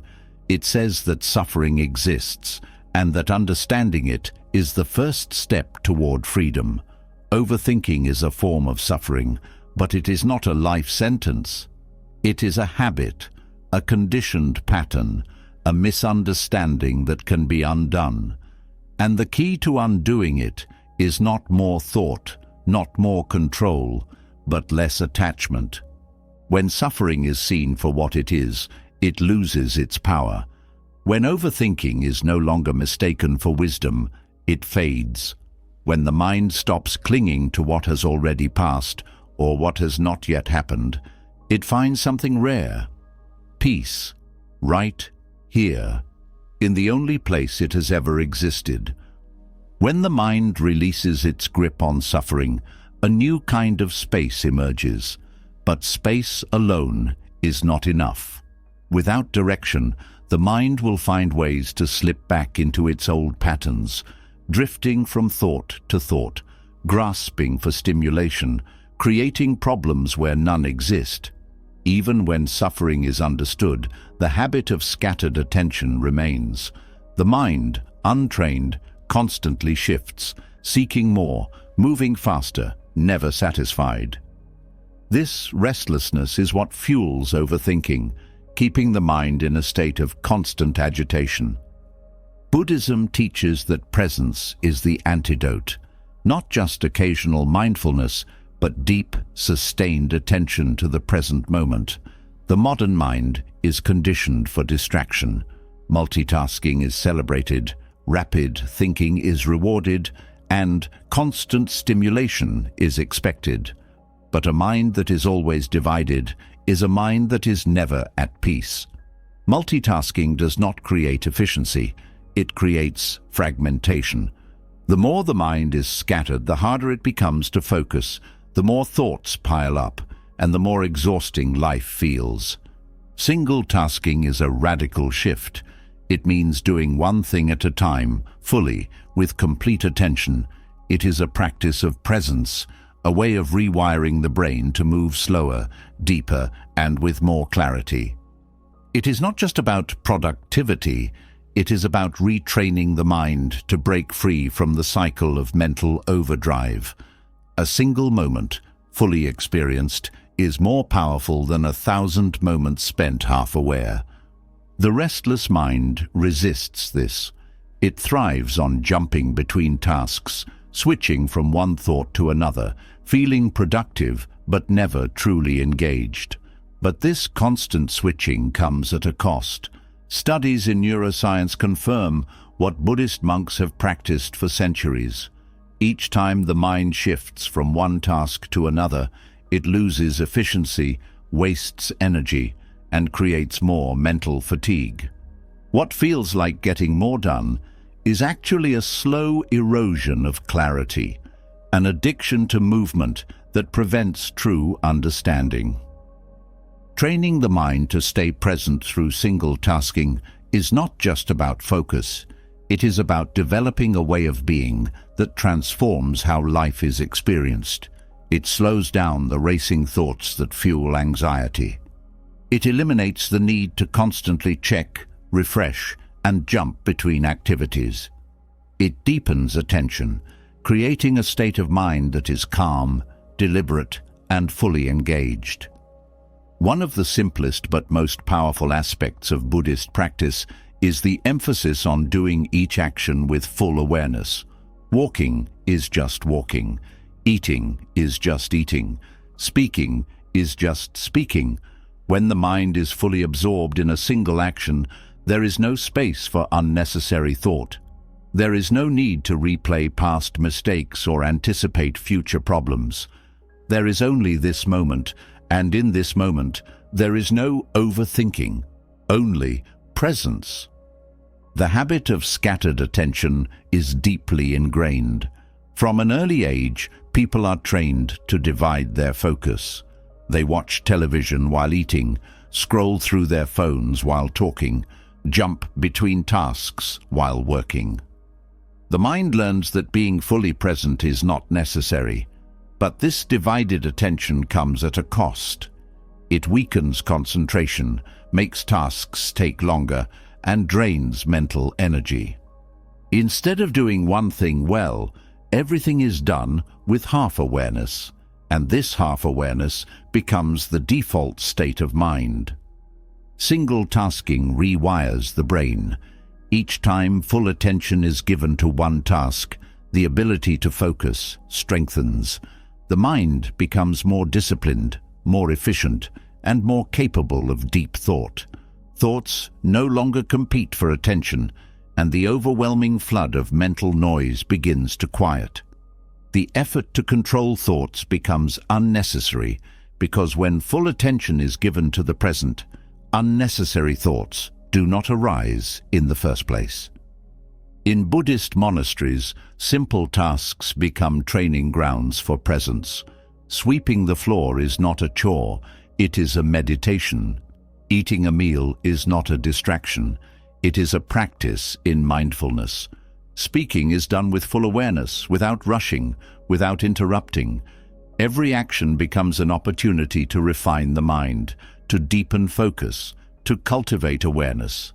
The modern world sees these actions as insignificant, something to be done quickly while thinking about something else. But in the search for speed, depth is lost. A task done with full attention is effortless, while a task done with a distracted mind feels draining. One of the greatest sources of stress in modern life is the feeling of always being behind, always having too much to do. But this stress does not come from the tasks themselves. It comes from the mind's habit of holding all tasks at once. When multiple demands are kept in mind at the same time, the brain perceives them as immediate threats, creating tension, anxiety, and the feeling of being overwhelmed. But when only one task is held in awareness, the stress disappears. The mind is no longer burdened by everything that must be done. It is free to focus, to act, to complete each moment without distraction. Single tasking is not just about external tasks. It applies to thought itself. The mind, left untrained, jumps from one thought to another, never finishing one before starting the next. This creates chaos, a constant mental traffic jam where no idea is fully explored, no insight is fully realized. But when the mind learns to focus on one thought at a time, it moves with clarity. It sees things as they are, without distortion, without confusion. Overthinking cannot survive in a mind trained in single tasking. When the mind is fully engaged in what it is doing, unnecessary thoughts do not arise. There is no space for them. A mind that is trained to give full attention does not need to silence thoughts. They simply do not appear in the same way. Worry fades because the mind is absorbed in the present. Regret disappears because the focus is on what is happening now. There is no energy left for doubt, self-criticism, or imaginary fears. Training the mind to single task does not mean forcing focus. It is not about discipline in the sense of struggle. It is about letting go of the need to be everywhere at once, to do everything at once, to think about everything at once. It is about allowing the mind to rest in one place, fully, without resistance. Single tasking is also a form of deep appreciation. When the mind is scattered, everything is rushed, everything is shallow. Food is eaten without tasting it. Conversations happen without being heard. Work is done without care. But when full attention is given, even the simplest actions become meaningful. The mind does not seek more because it is fully engaged with what is already happening. Technology has made distraction the default state. Information is endless, notifications are constant, and the habit of checking, switching, and multitasking is deeply embedded. But this is not a natural state for the mind. The more it is trained in single tasking, the more it recognizes that deep presence is far more satisfying than scattered attention. One of the easiest ways to begin training the mind in single tasking is through daily rituals. Drinking a cup of tea without distraction, feeling the warmth, noticing the taste, walking without checking a phone, being fully aware of each step, listening to someone speak without planning a response, absorbing their words completely. These small practices begin to shift the way the mind operates. They break the habit of divided attention and replace it with presence. Single tasking is not about doing less. It is about being fully engaged with what is already being done. It is not about forcing focus. It is about letting go of the habit of scattering attention. It is not about productivity. It's about peace. When the mind is trained to stay with one thing at a time, life slows down. Thoughts slow down. The constant pressure to do more, think more, and be more fades. And in that space, a deep, effortless clarity emerges. This is why the greatest Buddhist teachers, despite their wisdom, live simple lives. They do not rush. They do not divide their attention. They do not seek more stimulation. They give their full presence to each moment, and in doing so, they find something that most never do: freedom from the restless mind. The path to ending overthinking is not about controlling thoughts, but changing the way the mind engages with life. Single tasking is not just a technique. It is a way of living. It is a shift from scattered distraction to deep awareness, from mental exhaustion to effortless presence, from chaos to clarity. And when the mind is trained in this way, peace is no longer something that must be sought. It is something that arises naturally in every moment that is fully lived. When the mind learns to focus on one thing at a time, distractions lose their grip and clarity begins to emerge. But even as focus deepens, another challenge arises: what to do with thoughts themselves. Some believe the only way to find peace is to eliminate thoughts completely, suppressing them until the mind is silent. Others assume that every thought must be indulged, analyzed, and followed wherever it leads. Both approaches create suffering. Suppression creates tension, an internal battle that makes thoughts return even stronger. Overindulgence leads to endless mental loops, making clarity impossible. The mind swings between these two extremes, never finding balance. Buddhism offers another way, the middle way. Instead of rejecting thoughts or being consumed by them, it teaches a balanced approach. Thoughts arise naturally, but they do not need to be controlled or entertained. They can be observed without force, without attachment, without resistance. This balance is what allows the mind to remain clear, neither overwhelmed by thoughts nor rigidly suppressing them. It is not about thinking more or thinking less. It is about thinking wisely. One of the most common mistakes people make when trying to quiet the mind is believing that peace comes from eliminating thoughts entirely. They fight against thinking, trying to silence the mind through sheer effort. But this only creates more tension. The harder thoughts are pushed away, the stronger they become. The mind is not designed to be empty.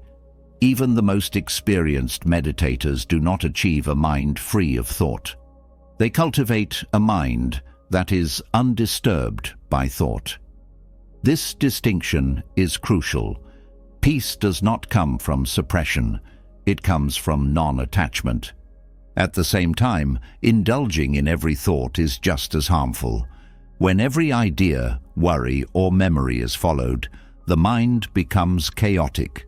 It jumps from one thing to another, losing itself in stories, fears, and imagined problems. Overindulgence in thought makes life feel overwhelming, as the mind constantly expands small concerns into massive ones. This is why some people feel exhausted despite doing nothing physically demanding. Their energy is spent in mental overactivity, in following unnecessary thoughts, in believing every story the mind creates. The middle way of thought is a practice of balance.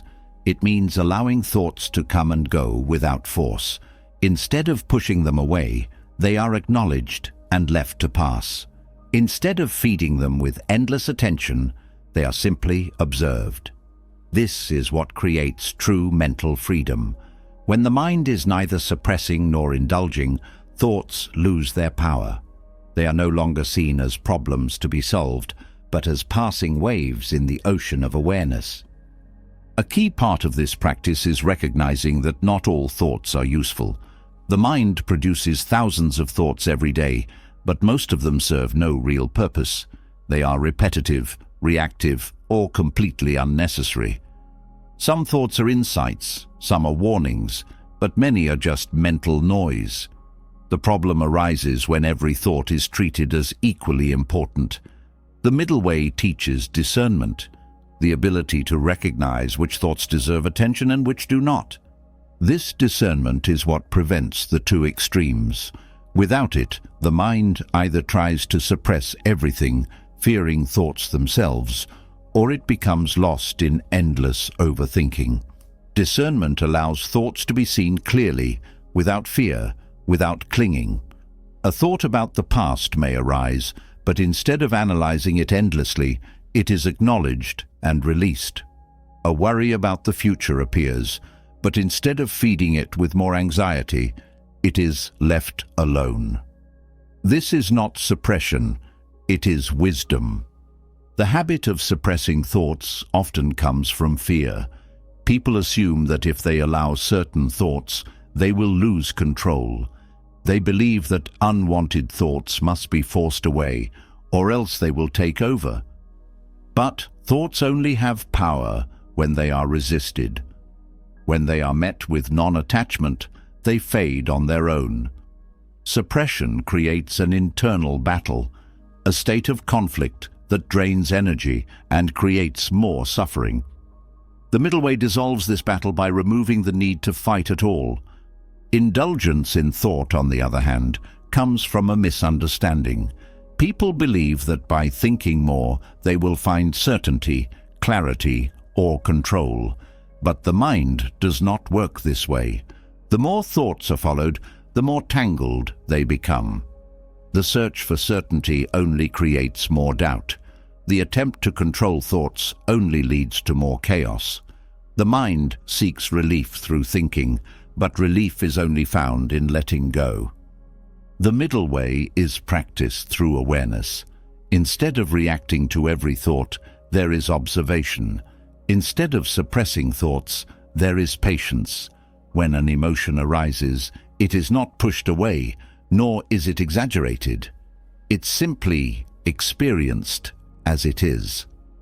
This creates a sense of calm that's not dependent on the absence of thoughts, but on the ability to remain undisturbed by them. Buddhist teachings often use the metaphor of the sky and clouds. The mind is the sky, vast and open. Thoughts are clouds, passing through, changing shape, appearing and disappearing. Some are dark, some are light, but none of them affect the sky itself. The sky does not try to hold on to clouds, nor does it try to push them away. It allows them to pass. This is the essence of the middle way of thought. The mind is not disturbed by what comes and goes. It remains as it is, clear and spacious. This approach to thought is not something that happens instantly. It is a practice, a gradual retraining of the mind. At first, there is the impulse to react, to suppress, to indulge. But with continued awareness, these impulses weaken. The mind starts to recognize that thoughts are not threats, that they do not need to be controlled. They appear, they pass, and nothing is lost. One of the most effective ways to develop this balance is through meditation. Sitting in stillness, watching the mind, seeing thoughts arise and dissolve without interference. This practice directly reveals the nature of thought. Instead of trying to change thoughts, there is the simple act of witnessing them. Over time, the grip of thought weakens. The need to react disappears.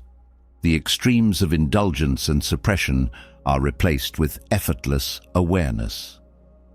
The middle way of thought also transforms daily life. Conversations become more present because the mind is not lost in overanalysis. Work becomes more focused because the mind is not scattered between tasks. Emotions are felt deeply, but do not overwhelm, because they are not resisted or over-examined. Life itself becomes clearer, because the mind is no longer clouded by excessive thought. The greatest benefit of this practice is freedom. The mind is no longer a battlefield, no longer a place of struggle.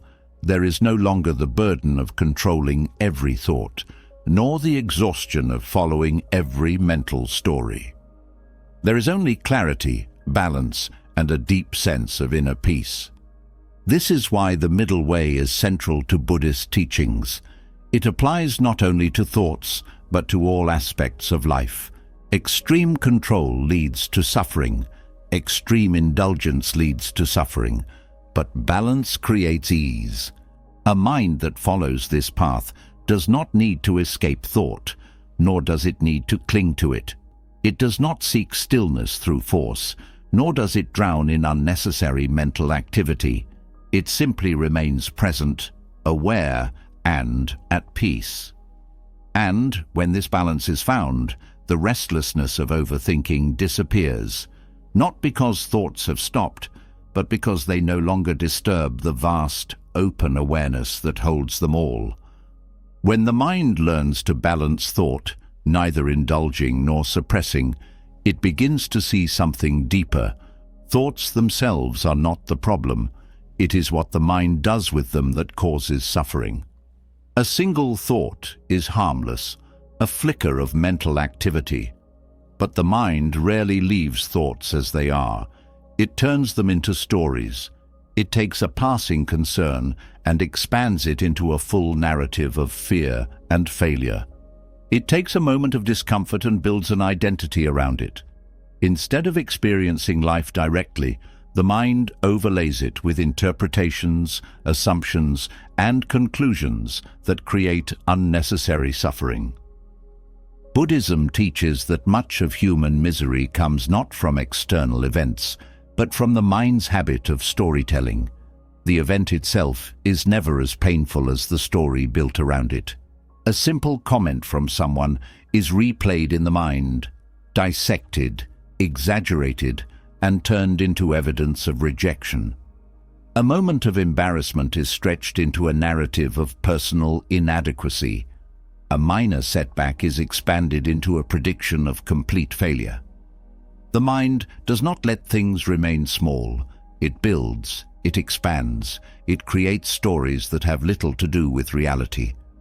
The more these stories are believed, the more they shape perception. A thought of doubt turns into a full story of being incapable. A brief worry becomes a prophecy of disaster. A single event in the past is relived so many times that it becomes a defining part of identity. The problem is not that thoughts arise, it is that they are transformed into complex stories that are mistaken for truth. These mental narratives create an artificial version of reality, one that is filled with suffering, not because of what is happening, but because of what is being added to it. Dropping the story means learning to see thoughts as they are, fleeting, insubstantial, and often unnecessary. It is the recognition that thoughts do not need to be built upon, that they do not need to be turned into narratives. A thought of worry can be left as a thought of worry. It does not need to become a mental movie of catastrophe. A thought of sadness can arise and dissolve without the mind creating an entire explanation for it. By dropping the story, thought is left in its pure form, just a passing mental event, no different from a cloud in the sky. The mind clings to stories because they provide a sense of identity. People do not just experience emotions, they attach narratives to them that reinforce their self-image. Someone who has failed at something does not just see it as an event, they create a story that they are a failure. Someone who experiences rejection does not just feel hurt in the moment, they construct a lifelong narrative of being unwanted. These stories shape behavior, reinforce limiting beliefs, and create a self that feels trapped in endless overthinking. Buddhism teaches that identity itself is a story. The self is not a fixed thing, but a collection of narratives pieced together from memory and thought. The moment these narratives are questioned, their power weakens. If the story of being incapable is dropped, what remains? If the story of being unworthy is released, what is left? Without stories, there is only direct experience. Life as it is, not as the mind has framed it.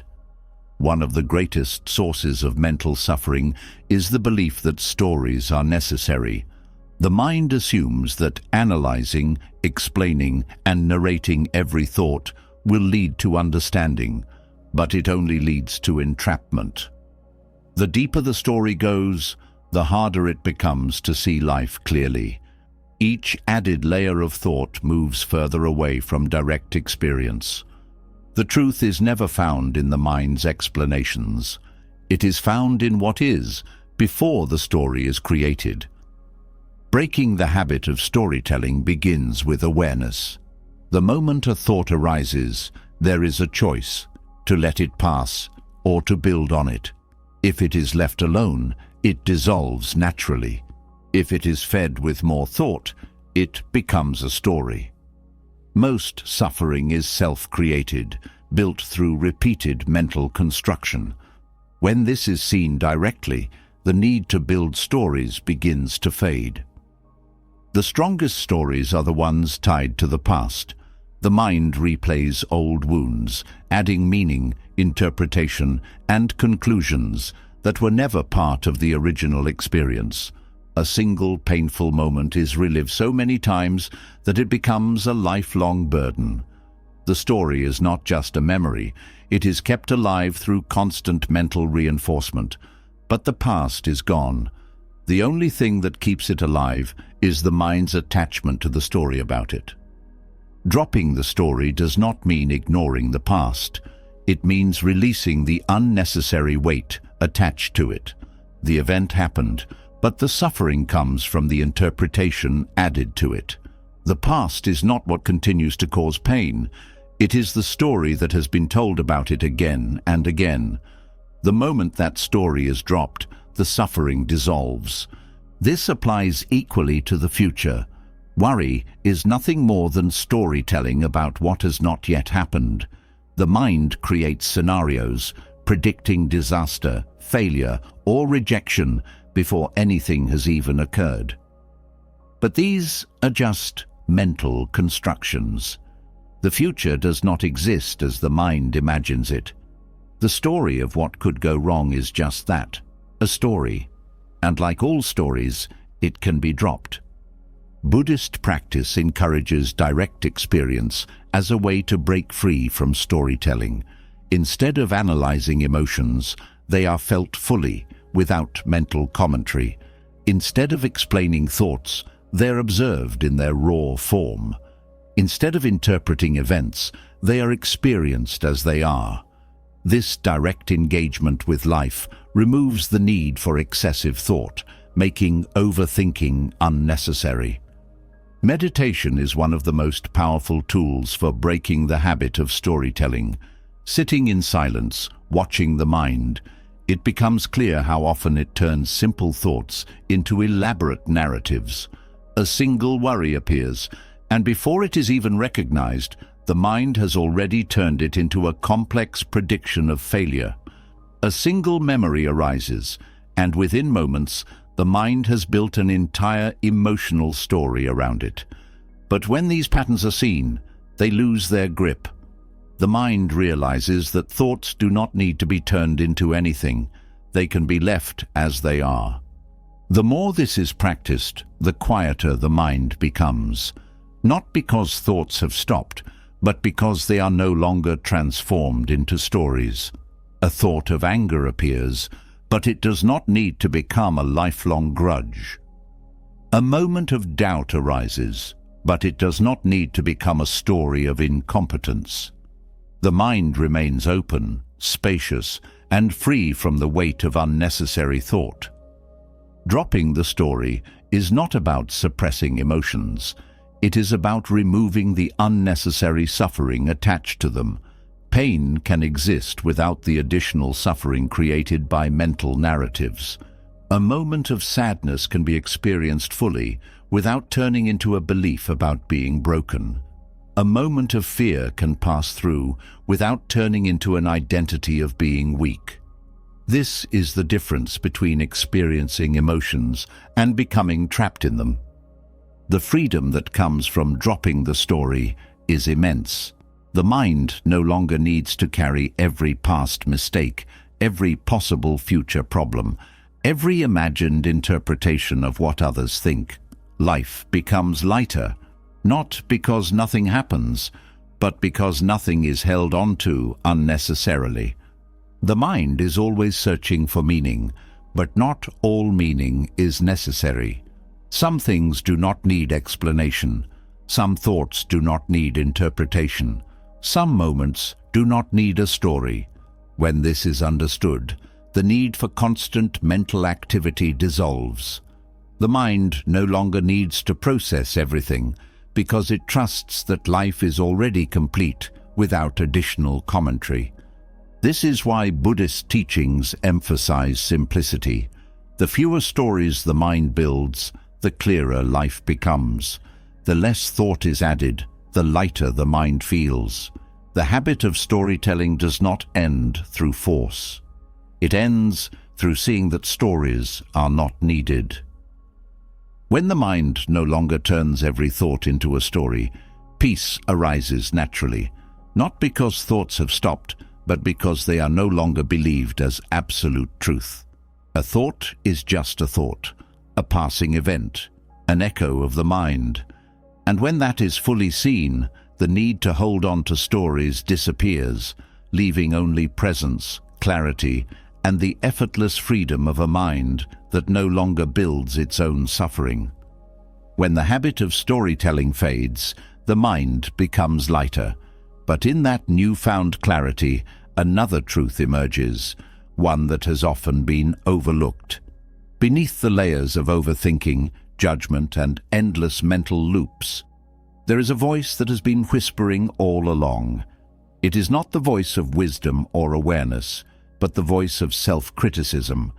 It is the voice that repeats past mistakes, that questions worthiness, that turns every small misstep into a personal failure. Even when unnecessary narratives are dropped, this voice lingers. And unless it is understood, it keeps the cycle of overthinking alive. Buddhism teaches that the way the mind is treated determines its state. If it is met with harshness, it becomes tense. If it is constantly judged, it retreats into defensiveness. If it is filled with criticism, it learns to expect suffering, even in moments of peace. Overthinking does not only come from attachment to thoughts, it also comes from the way the mind reacts to itself.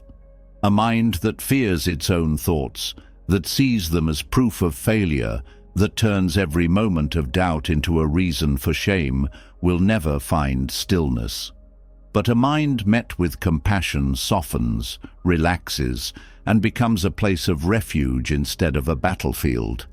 Loving kindness, or metta in Buddhist teachings, is not just about extending kindness to others. It begins with the self. It is the practice of looking at the mind, not with frustration, not with judgment, but with the same warmth one would offer to a dear friend. The suffering of overthinking is not caused by thoughts alone, but by the way the mind punishes itself for having them. When a moment of doubt arises, instead of being met with understanding, it is met with self-criticism. When anxiety appears, instead of being acknowledged gently, it is pushed away with frustration. This inner resistance does not silence the mind, it amplifies its suffering. A harsh mind does not create clarity, it creates fear. It turns every thought into a battle, every mistake into a reason for self-hatred. It leaves no room for growth because it assumes that imperfection is failure. But this approach is based on misunderstanding. The mind was never meant to be controlled through force. It was never meant to be perfect. It was meant to be understood, accepted, and cared for, just like any other part of life. Buddhist compassion teaches that the way to quiet the mind is not by force, but by kindness. A child who is constantly scolded will become anxious, afraid to make mistakes. A mind that is constantly criticized does the same. It becomes defensive, reactive, caught in cycles of overanalysis, trying to avoid further punishment. But when the mind is met with understanding, it begins to trust itself. It no longer resists thoughts, no longer fights emotions, no longer fears imperfection. It finds peace, not through control, but through self-acceptance. One of the strongest sources of overthinking is the belief that the mind should be different than it is. People assume that if they were smarter, more disciplined, more enlightened, they would not have anxious thoughts. They believe that their mental struggles are proof of failure. But Buddhism teaches that the mind is not a problem to be fixed. It is an experience to be lived. Thoughts arise, emotions fluctuate, patterns come and go. None of this is a sign of failure. It is simply the nature of the mind. Compassion for the mind means releasing the need for it to be perfect. It means understanding that overthinking is not a personal flaw, but a habit formed over time. It means seeing that self-criticism does not help. It only deepens suffering. The mind is not an enemy to be conquered. It is a wounded part of the self that has been trying, in its own way, to keep things under control.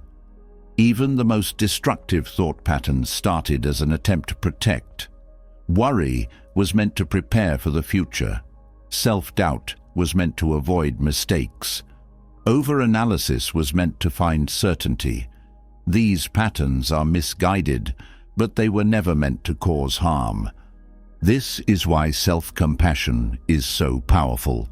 The moment the mind is met with kindness instead of judgment, it stops resisting. It stops feeling the need to defend itself. It stops fighting against its own nature. Instead of fearing its own thoughts, it begins to trust that it can handle them. Instead of spiraling into shame, it allows itself to feel, to process, and to move forward without unnecessary suffering. Many people misunderstand self-compassion as weakness. They assume that being kind to the mind means allowing negative habits to continue. But the opposite is true. A harsh mind does not lead to growth. It leads to paralysis. When mistakes are met with shame, learning stops. When struggles are met with criticism, progress becomes impossible. But when the mind is met with understanding, it becomes willing to change. Not because it is forced, but because it feels safe enough to let go of what no longer serves it. The practice of metta is one of the most transformative ways to shift from overthinking to peace. It begins with the simple act of recognizing suffering and responding to it with kindness. Instead of resisting thoughts, they are acknowledged gently. Instead of punishing the mind for wandering, it is brought back with patience. Instead of feeding cycles of self-judgment, there is the quiet recognition that imperfection is part of being human. This practice extends beyond thought. It transforms how emotions are handled, how challenges are faced, how setbacks are processed. A mind trained in self-compassion no longer sees struggle as failure. It sees difficulty as a natural part of growth. It does not rush to judgment, does not punish itself for not having all the answers, does not spiral into shame. It simply acknowledges what is happening, meets it with understanding, and moves forward without unnecessary suffering. When self-compassion deepens, the need for overthinking dissolves. The mind no longer sees every challenge as a threat. It no longer reacts to every mistake with fear. It no longer holds on to the belief that constant thought is the only way to stay safe. It learns to trust itself. It learns to rest. It learns that it does not need to prove anything to be worthy of peace. Meditation is one of the most powerful ways to cultivate this shift. In stillness, the patterns of the mind become clear. The automatic self-criticism, the instinctive resistance, the way thoughts are treated with hostility instead of kindness. But in that awareness, a choice emerges. The choice to respond differently. The choice to meet each thought, each emotion, each moment of suffering with understanding instead of judgment. Over time, this response becomes a habit, and with this habit, the mind begins to heal. Compassion does not eliminate all struggles. It does not make the mind silent forever, but it changes the relationship with thought. A mind that is met with kindness no longer fears itself. It no longer turns every small difficulty into a crisis. It no longer punishes itself for simply being as it is. And in that space, the mind finds something it has been searching for all along. Not more control, not more certainty, but the quiet, effortless relief of finally being at peace with itself. When the mind is met with compassion, its grip loosens. The weight of self-criticism lightens, the inner battles weaken, and a new understanding begins to take shape. But even as kindness grows, another truth must be faced. Thoughts themselves are not as solid, reliable, or meaningful as they appear. The mind produces an endless stream of thoughts, yet most of them dissolve as quickly as they arise. Some repeat themselves, some contradict each other, some are based on fears that never come true. And yet, the habit of clinging remains. Even the most compassionate mind can still fall into the trap of believing every thought it encounters. This is where the Buddhist teaching of shunyata, or emptiness, reveals its wisdom. The nature of thought is emptiness. This does not mean that thoughts do not exist, but that they have no inherent substance. They arise, pass, and leave no trace unless the mind clings to them. They have no solid core, no ultimate truth, no lasting reality. And yet, most suffering arises from taking them too seriously. A single thought can shift the entire mood of the day. A passing worry can create hours of stress. A brief moment of self-doubt can lead to decisions based on fear instead of clarity. The problem is not that thoughts exist, it is that they are mistaken for reality. Buddhism teaches that thoughts are like reflections in water. They appear clear, vivid, even convincing, but they are not the things they represent. The mind creates images, concepts, and stories about reality, but these are not reality itself. A thought about the future is not the future. A memory is not the past itself, but a mental reconstruction. A fear of what might happen is not evidence that it will. But when thoughts are believed without question, they create an illusion of certainty that leads to suffering. Most people assume that if a thought appears, it must mean something. If a worry arises, it must be addressed. If an idea enters the mind, it must be pursued. But thoughts are not instructions. They are not prophecies. They are not commands. They are passing mental events, no different from sounds in the environment. A bird sings, a car passes, a thought appears. None of them require attachment. Yet, unlike external sounds, thoughts are mistaken for personal truth. The mind assumes, "This is my thought, so it must be important." But thoughts do not belong to anyone. They arise from conditioning, from past experiences, from subconscious activity. They are not the voice of wisdom. They are echoes of the mind's habits. Understanding the emptiness of thought does not mean rejecting all thinking. It means seeing thought for what it is: temporary, unreliable, and often unnecessary. This recognition creates space. Instead of getting caught in mental spirals, there is a natural release. Instead of reacting to every thought, there is patience. The urgency to solve every mental question fades. The pressure to analyze every feeling dissolves. The mind begins to see that most thoughts, if left alone, disappear on their own. One of the strongest illusions of thought is the belief that more thinking leads to more clarity.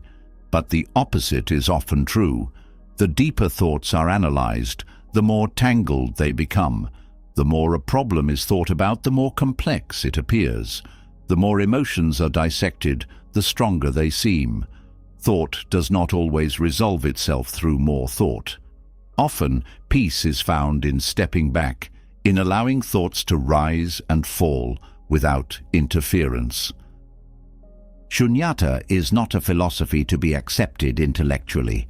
It is a reality to be experienced directly. In meditation, the emptiness of thought becomes clear. A thought arises, it stays for a moment, then it fades. If it is not grasped, it passes like a cloud in the sky. The mind may try to hold on to it, to examine it, to find meaning in it. But when thought is left alone, it vanishes, revealing its impermanent nature. The suffering that seemed attached to it also fades. It was never the thought itself that caused suffering, but the clinging to it. A common fear is that without attachment to thought, life will lose its direction. People believe that they need to grasp thoughts to stay in control, to make decisions, to plan, to understand. But clarity does not come from grasping. It comes from seeing. When thought is no longer mistaken for absolute truth, the mind operates with more precision, not less. It moves with ease instead of tension. It responds instead of reacting.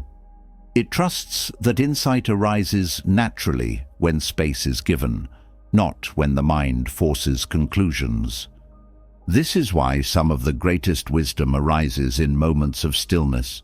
When the mind is no longer straining to understand, clarity emerges on its own. When thought is given room to breathe, it settles naturally. This is not passivity. It is intelligence beyond effort. The mind that does not rush to control thought sees with greater accuracy. It knows that not every passing idea deserves attention. Not every worry needs a solution. Not every judgment is true. Over time, this practice transforms daily life. The grip of thought loosens. Worries appear, but do not take root. Self-doubt arises, but is not followed. Irritations come and go without turning into prolonged frustration. The need to argue with reality fades. There is less mental noise, less inner resistance, less suffering. Life becomes lighter, not because thoughts have disappeared, but because they are no longer mistaken for reality. This shift does not mean thought loses its usefulness. The mind still functions, still plans, still reflects, but it does so without excess. It no longer overthinks small details. It no longer replays conversations endlessly. It no longer turns fleeting emotions into personal crises. Thought remains, but its weight is gone. It becomes a tool rather than a master. A practical way to cultivate this awareness is to question thoughts as they arise, not to debate them, not to argue with them, but to see their nature clearly. If a thought says, "This will go wrong," is that an undeniable truth or just mental activity? If the mind says, "I am not good enough," where is the proof? If a worry appears about the future, does worrying change the future?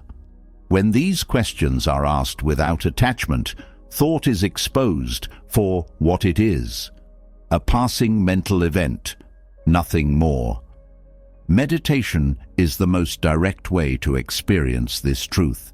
Sitting in stillness, watching thought appear and disappear, it becomes clear that none of them last.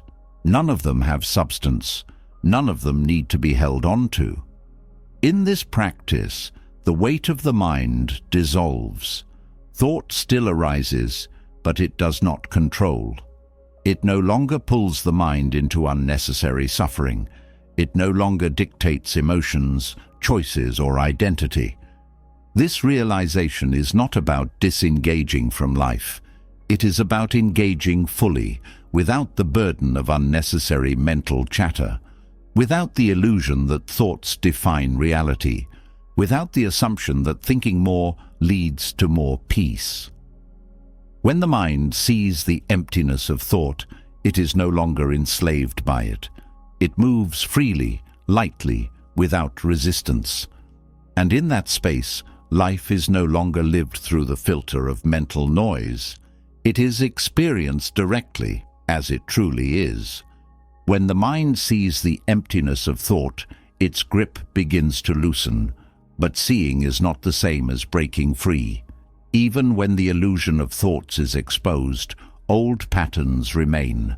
Thoughts may no longer be taken as absolute truth, but they still arise, repeating the same cycles, pulling attention in familiar directions. The weight of overthinking is not just in believing thoughts, but in being caught in them before awareness even has a chance to intervene.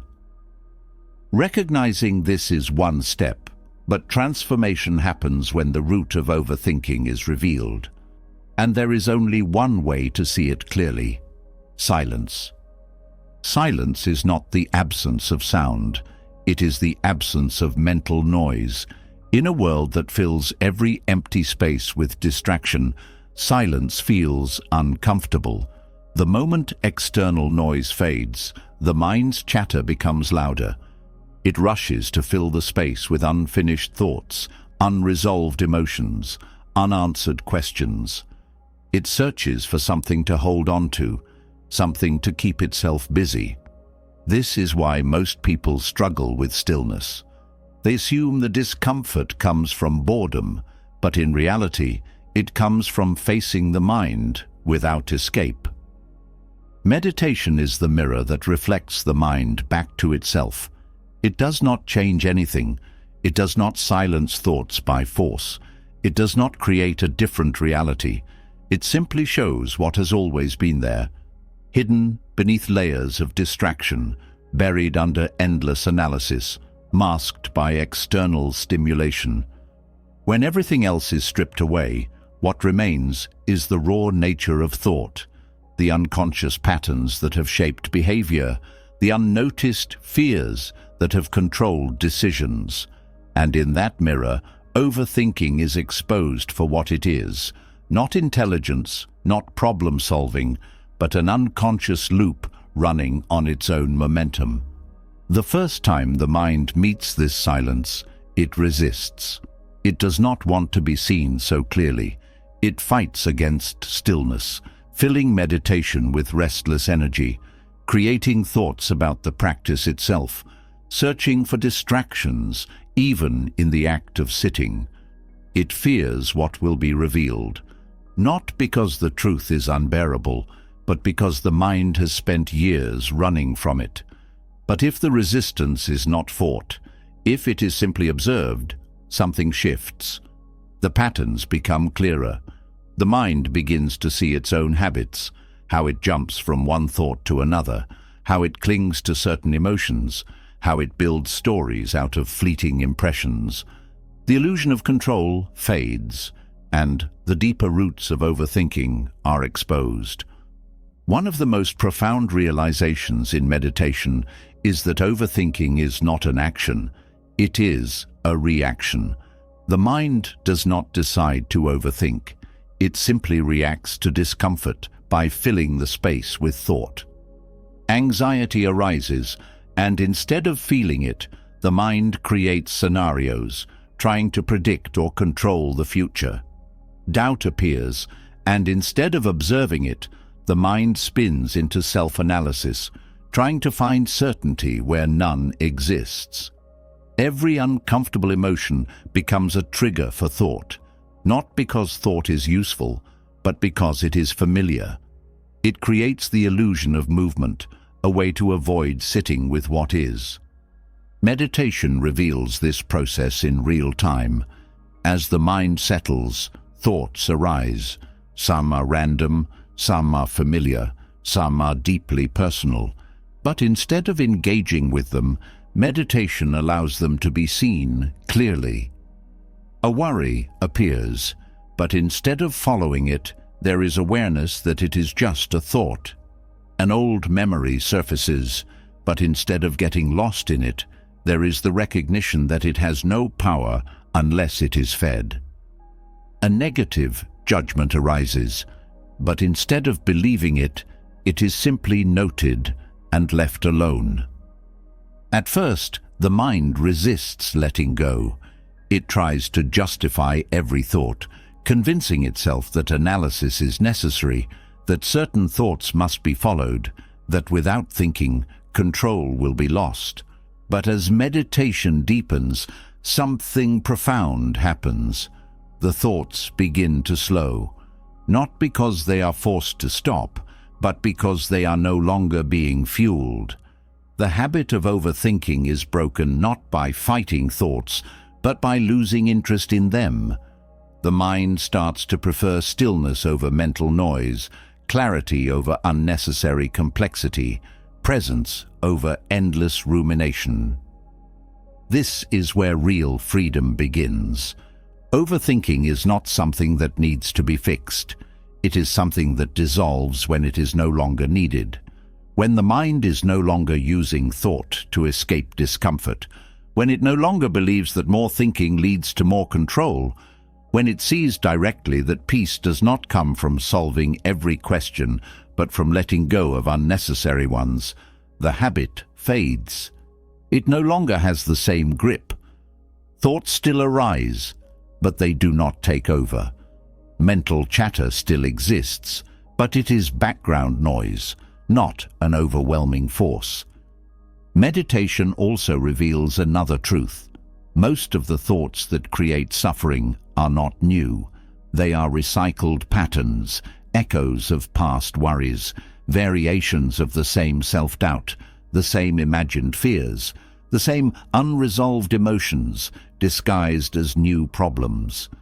The mind repeats itself, convincing itself that each new thought is important, but in meditation this repetition becomes obvious. The same patterns appear over and over. The same worries, the same doubts, the same mental loops, and once seen clearly, they lose their power. This is why deep meditation does not just quiet the mind temporarily. It uproots overthinking at its source. It does not teach the mind to avoid thoughts, nor does it force silence. It simply removes the illusion that thought is necessary for peace. It trains the mind to see thought as it is, impermanent, insubstantial, often unnecessary. And in that recognition, the need to overthink dissolves. The more this is practiced, the more effortless it becomes. At first, the mind may struggle. It may slip back into old habits.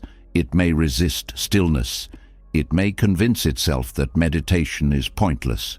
But over time, the effort disappears. Thought loses its grip naturally. There is no need to force clarity. It emerges on its own. No need to stop thinking. It slows on its own. No need to fight the mind. It becomes still on its own. In daily life, this shift changes everything. There is less urgency in solving problems that do not need solving. There is less attachment to opinions that were never necessary. There is less mental clutter, less inner resistance, less wasted energy on thoughts that serve no purpose. The mind moves through life with more ease, more fluidity, more presence, not because it has been controlled, but because it has been understood. This is the power of meditation, not as a technique, but as a direct experience of truth. It does not require belief, does not depend on philosophy, does not demand effort. It is simply the practice of sitting, of observing, of allowing the mind to reveal itself. And in that space, the deepest patterns of overthinking are exposed, not through struggle, but through silence.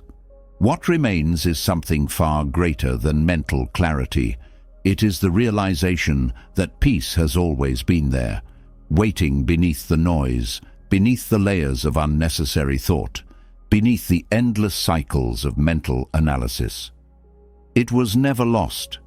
It was only hidden. And in the stillness of meditation, it is found again, not as something to be achieved, but as something that was never absent in the first place. When the mind settles into silence, its patterns are revealed. But even as thoughts slow down, there is something deeper that keeps them returning, something that pulls the mind back into restlessness even when it wants to be still. That force is desire. The constant reaching, the never-ending search for more, the feeling that something is missing. This craving does not just influence actions, it fuels overthinking. It is the unseen engine behind mental spirals, keeping the mind trapped in cycles of wanting, chasing, and never feeling complete. Buddhism teaches that craving is the root of suffering, not because wanting something is inherently bad, but because attachment to desires creates endless dissatisfaction. The mind clings to what it does not have, worries about what it might lose, and fixates on what it believes will bring happiness. And this attachment fuels an unstoppable mental loop. The mind does not rest because it is always searching. Even when a desire is fulfilled, another one takes its place. The cycle repeats, pulling attention away from the present, making peace impossible. Desire in itself is not the problem. The problem is the belief that fulfilling desires will bring lasting happiness. The mind assumes that if it just gets the right job, the perfect relationship, the ideal body, or the recognition it craves, it will finally be at peace. But peace never arrives in this way. Every external gain leads to new expectations, new comparisons, new fears. The more the mind attaches to desires, the more unstable it becomes. Every success is overshadowed by the fear of losing it. Every moment of pleasure is tainted by the thought that it will end. Ambition is often seen as a driving force, something that gives life meaning. But when ambition turns into obsession, it becomes a source of suffering. The mind fixates on goals, believing that happiness lies in their achievement.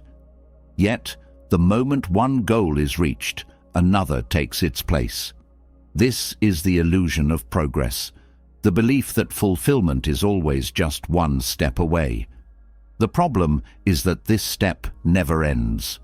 No matter how much is achieved, the craving for more remains. The mind stays restless, always looking ahead, never content with what is. Comparison adds another layer to this suffering. The mind does not just crave, it measures itself against others. It creates mental stories about how far behind or ahead it is, how much better or worse it appears in the eyes of society. This constant evaluation fuels overthinking, making peace impossible. Instead of appreciating what is present, the mind is caught in an endless race, trying to match an ever-changing standard. Overthinking is not just about fear or doubt. It is deeply tied to desire. The mind analyzes, plans, worries, and replays because it believes it must control every outcome. It believes it must ensure success, avoid failure, secure happiness. The stronger the craving, the stronger the overthinking. If the mind desires love, it overanalyzes relationships. If it desires success, it fixates on every detail of work. If it desires perfection, it criticizes itself endlessly. Desire turns the mind into an engine that never stops running, burning energy over things that never bring real peace. Detachment does not mean giving up on life. It means freeing the mind from the illusion that happiness is found in chasing something outside of itself. It means seeing through the lie that more will ever be enough. It is the realization that contentment is not in what is gained, but in what is let go. When the mind is no longer ruled by craving, it becomes light. It no longer needs to overthink, because it no longer believes that thinking will complete what is already whole. Breaking free from this cycle requires seeing how it works. The mind must look directly at desire, not with resistance, but with awareness. It must observe how every craving leads to attachment, how every attachment leads to fear, how every fear leads to overthinking. The mind must question whether the things it chases actually bring the peace it seeks. When this is seen clearly, detachment happens naturally. The mind no longer clings to desires because it sees that they do not hold the happiness they promised. There is nothing wrong with enjoying life, but enjoyment is different from attachment. A person who enjoys something fully in the moment, without needing it to last forever, experiences true freedom. But a person who attaches to enjoyment, fearing its loss, turning it into an identity, making it the source of their happiness, becomes trapped. The mind becomes addicted to keeping what cannot be kept, to chasing what always changes. This is the root of suffering, and this is what fuels endless thought. Meditation reveals this attachment in real time. Sitting in silence, the mind becomes restless. It craves stimulation, it wants movement, it searches for something to hold on to. But in that craving, the pattern becomes clear. The mind is always running, not because it has to, but because it has never known anything else. The moment the mind stops feeding desire, something unexpected happens. Stillness no longer feels empty. Peace no longer feels like something to be earned. The mind begins to rest in itself without needing anything more. The greatest fear people have about letting go of desires is the belief that life will lose meaning.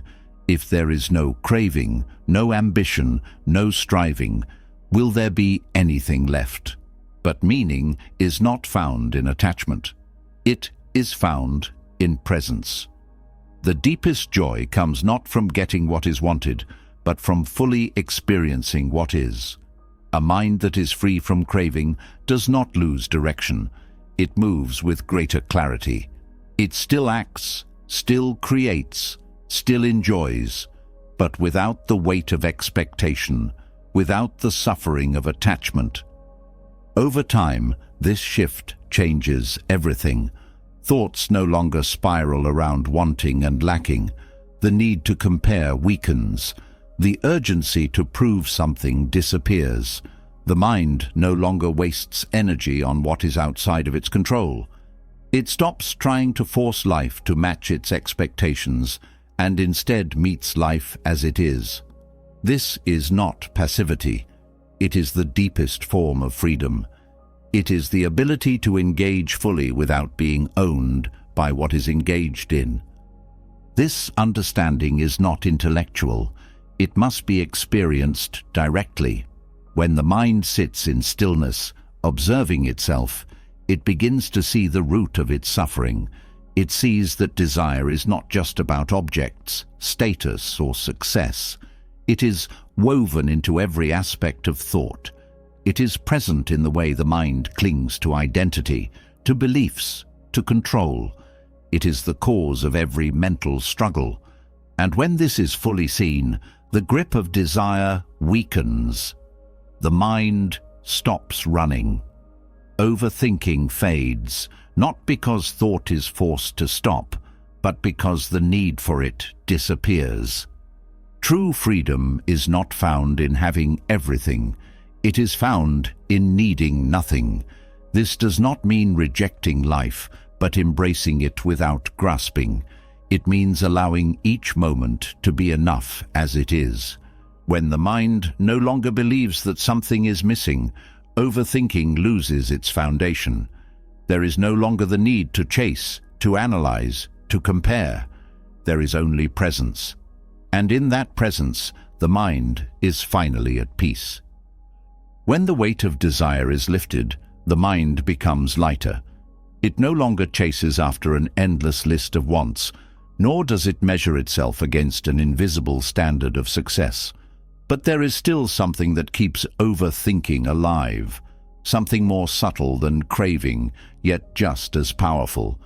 It is the fear of not knowing, the uncertainty of the future, the unpredictability of life, the questions without clear answers. The mind clings to the illusion that knowing more, predicting more, and preparing more will bring security. But in reality, it only brings more mental noise. The more the mind tries to control the unknown, the more restless it becomes. Overthinking thrives on uncertainty. The mind believes that by thinking enough, it can remove doubt, find the perfect answer, and eliminate risk. But uncertainty is not a problem to be solved. It is a reality of life. No matter how much thought is poured into predicting the future, it will always remain unknown. The belief that more thinking will bring certainty is an illusion. It does not lead to clarity. It leads to exhaustion. It does not bring security. It creates more doubt.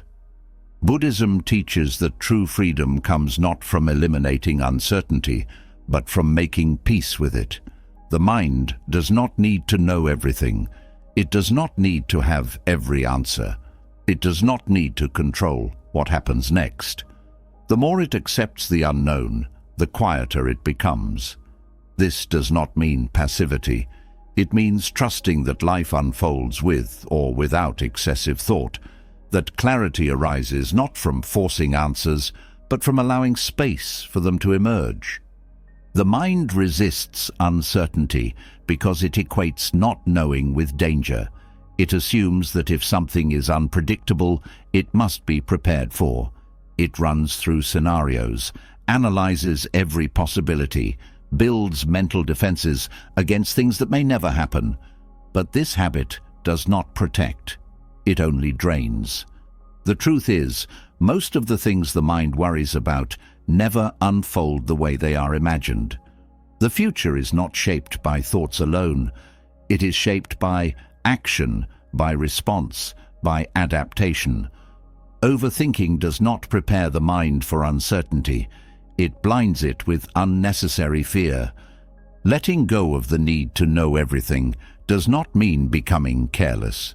It means understanding that knowledge has limits, that not all answers exist in advance, that clarity comes through experience, not through endless thought. Some of the greatest insights arise when the mind is no longer struggling to find them. The strongest decisions come when the pressure to be certain is removed. Life does not demand absolute knowing.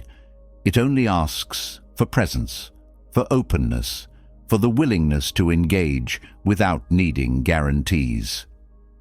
Meditation is one of the most direct ways to experience this shift. In silence, the mind is confronted with its own discomfort, with uncertainty. It reaches for something to hold on to, searches for conclusions, tries to label and define what cannot be fully understood. But if this impulse is observed rather than indulged, something changes. The mind realizes that it does not need to have all the answers in order to be at peace. It does not need to solve every question in order to move forward. The habit of grasping at certainty weakens, and a new kind of clarity emerges, not one built on absolute knowing, but one rooted in deep trust. Over time, this understanding transforms daily life. The fear of making the wrong decision fades.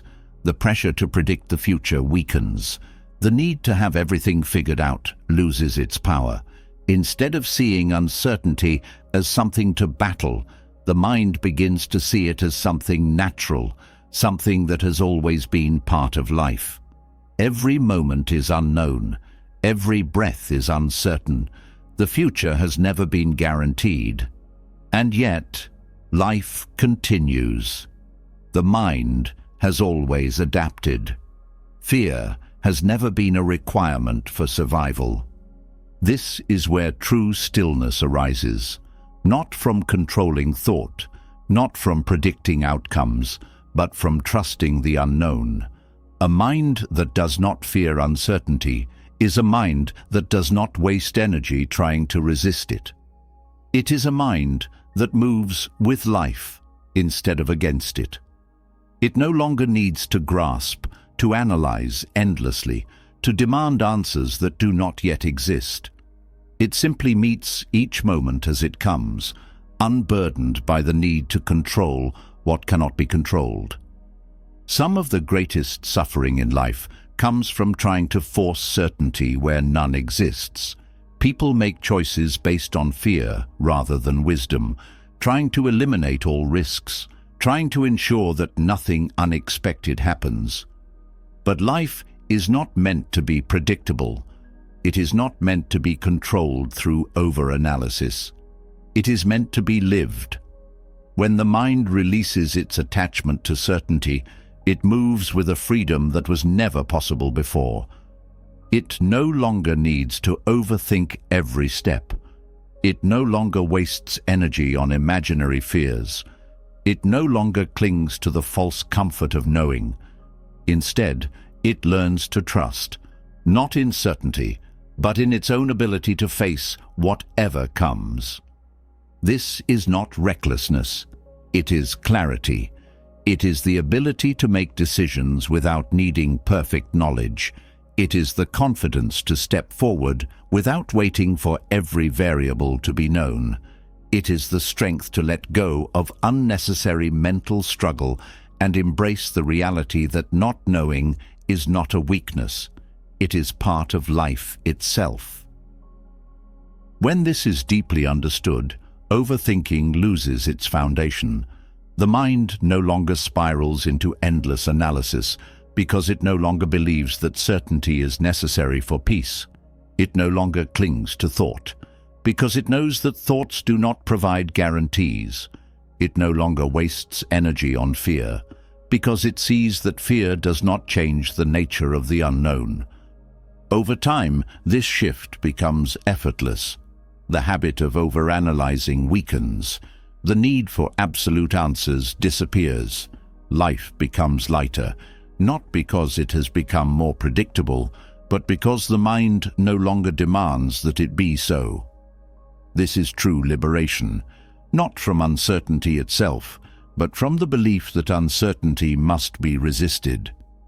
A mind that no longer fears the unknown is a mind that is finally free. It no longer carries the weight of imagined futures, no longer wastes time trying to force control where none is possible. It moves with ease, with presence, with trust. And in that space, overthinking fades, not through effort, not through struggle, but because there is simply nothing left for it to cling to. When the mind lets go of its obsession with certainty, something surprising happens. The fear of the unknown fades, but something else rises to the surface. Mental exhaustion, not from uncertainty, not from overanalysis, but from sheer overload. The mind is not just caught in loops because it seeks control. It is also overwhelmed because it has been fed too much, too often, without rest. There is no space to process, no silence between thoughts, no pause between inputs. The world floods the mind with information, and without realizing it, the mind becomes bloated, sluggish, unable to distinguish what is essential from what is noise. Modern life is built on excess, not just in material things, but in mental consumption. The constant stream of news, opinions, entertainment, notifications, conversations, advertisements, all of it pulls attention in 100 different directions. The mind absorbs it all, whether it wants to or not. Every bit of information adds weight. Every external stimulus feeds new thoughts. The mind does not have time to digest what it takes in, yet it keeps reaching for more. It is like eating without stopping, consuming without processing, swallowing without digesting. And just like the body struggles with overeating, the mind struggles with overthinking when it is overfed. Buddhism teaches that the mind reflects what it is given. A mind constantly exposed to chaos becomes chaotic. A mind filled with fear-based information becomes anxious. A mind trained to jump from one distraction to another loses the ability to be still. The more input it receives, the more restless it becomes. And yet, most people never question this. They assume that more knowledge, more updates, more stimulation will make them better prepared, more informed, more in control. But the opposite is true. Too much information does not bring clarity. It brings confusion. Too many opinions do not bring understanding. They bring doubt. Too much mental input doesn't make the mind sharper. It makes it fragmented, overworked, and drained. The mind was never meant to process infinite amounts of information. It was never meant to hold the weight of the entire world. It was designed for presence, for clarity, for focus. But in a world where everything demands attention, the mind is constantly pulled in different directions, leaving it stretched thin. Over time, it loses the ability to rest. Even when there is no immediate problem, the mind feels heavy, burdened, unable to slow down. It becomes addicted to stimulation, mistaking endless consumption for progress. Reducing mental inputs is not about ignorance. It is about discernment. It is the ability to choose what enters the mind and what does not. It is the discipline to stop feeding it unnecessary clutter. A mind that is constantly exposed to everything cannot focus on anything. But a mind that is selective, that knows when to step away, that understands the power of less, becomes sharp, clear, and at ease. The habit of overthinking often comes from overexposure. When the mind consumes too much, it does not know what to prioritize. It treats every thought, every problem, every piece of information as equally important. It jumps from one thing to another, never settling. But just like the body benefits from fasting, the mind benefits from space. The more unnecessary inputs are reduced, the more the mind can breathe. One of the strongest sources of mental overload is digital consumption. Social media, news, entertainment, all of it competes for attention. Every time the mind engages, it absorbs something. Even a few seconds of scrolling introduce dozens of new ideas, new comparisons, new thoughts to process. The mind does not have time to sit with anything. It is always being pulled to the next thing. This creates an addiction to input, making stillness feel unnatural. But when mental consumption is reduced, clarity returns. The mind becomes lighter, thoughts slow down, and overthinking begins to fade. It is not just external content that overwhelms the mind. Conversations, arguments, opinions from others, all of these add to mental clutter. The mind takes in everything it hears, storing it, analyzing it, replaying it. The more unnecessary conversations it engages in, the more it fills itself with external worries, external judgments, external conflicts. A mind that is always responding to outside noise cannot hear itself. It becomes reactive rather than intentional. But when it steps back, when it stops absorbing what does not serve it, it regains its center. It no longer carries the weight of every passing conversation. It no longer lets the words of others dictate its thoughts. This is not isolation, it is refinement. It is the ability to choose what is worth thinking about and what is not. A cluttered mind is not a wise mind. A mind filled with too much is not powerful. It is exhausted.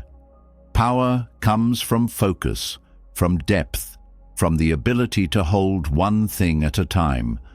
The strongest minds are not the ones that know everything. They are the ones that know what to ignore. Meditation reveals this truth clearly. When the mind sits in silence, it begins to see how much unnecessary noise it carries. Thoughts appear that have no relevance. Worries arise that were taken from outside influences. Distractions try to pull attention away from the present. But as the practice deepens, something shifts. The mind starts to let go of what does not belong to it. It stops chasing thoughts that do not matter. It stops replaying inputs that were never useful. It learns to protect its space. And in that space, overthinking loses its foundation. The most effective way to reduce overanalysis is not to force thought to stop. It is to stop feeding it excess material. When the mind is given less, it thinks less. When it is no longer overwhelmed, it no longer overreacts.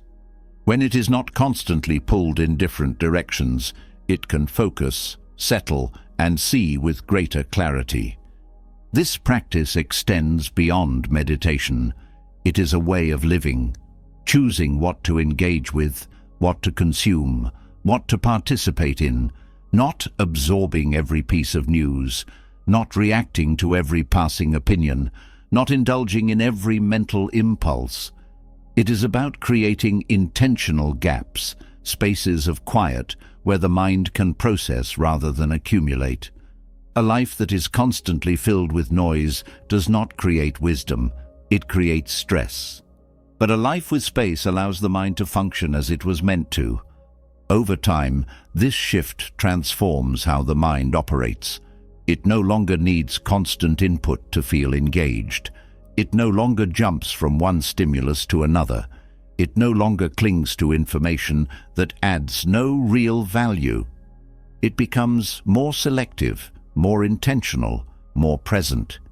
And as a result, overthinking weakens, not because effort is made to stop it, but because it is no longer being fed the excess it needs to survive.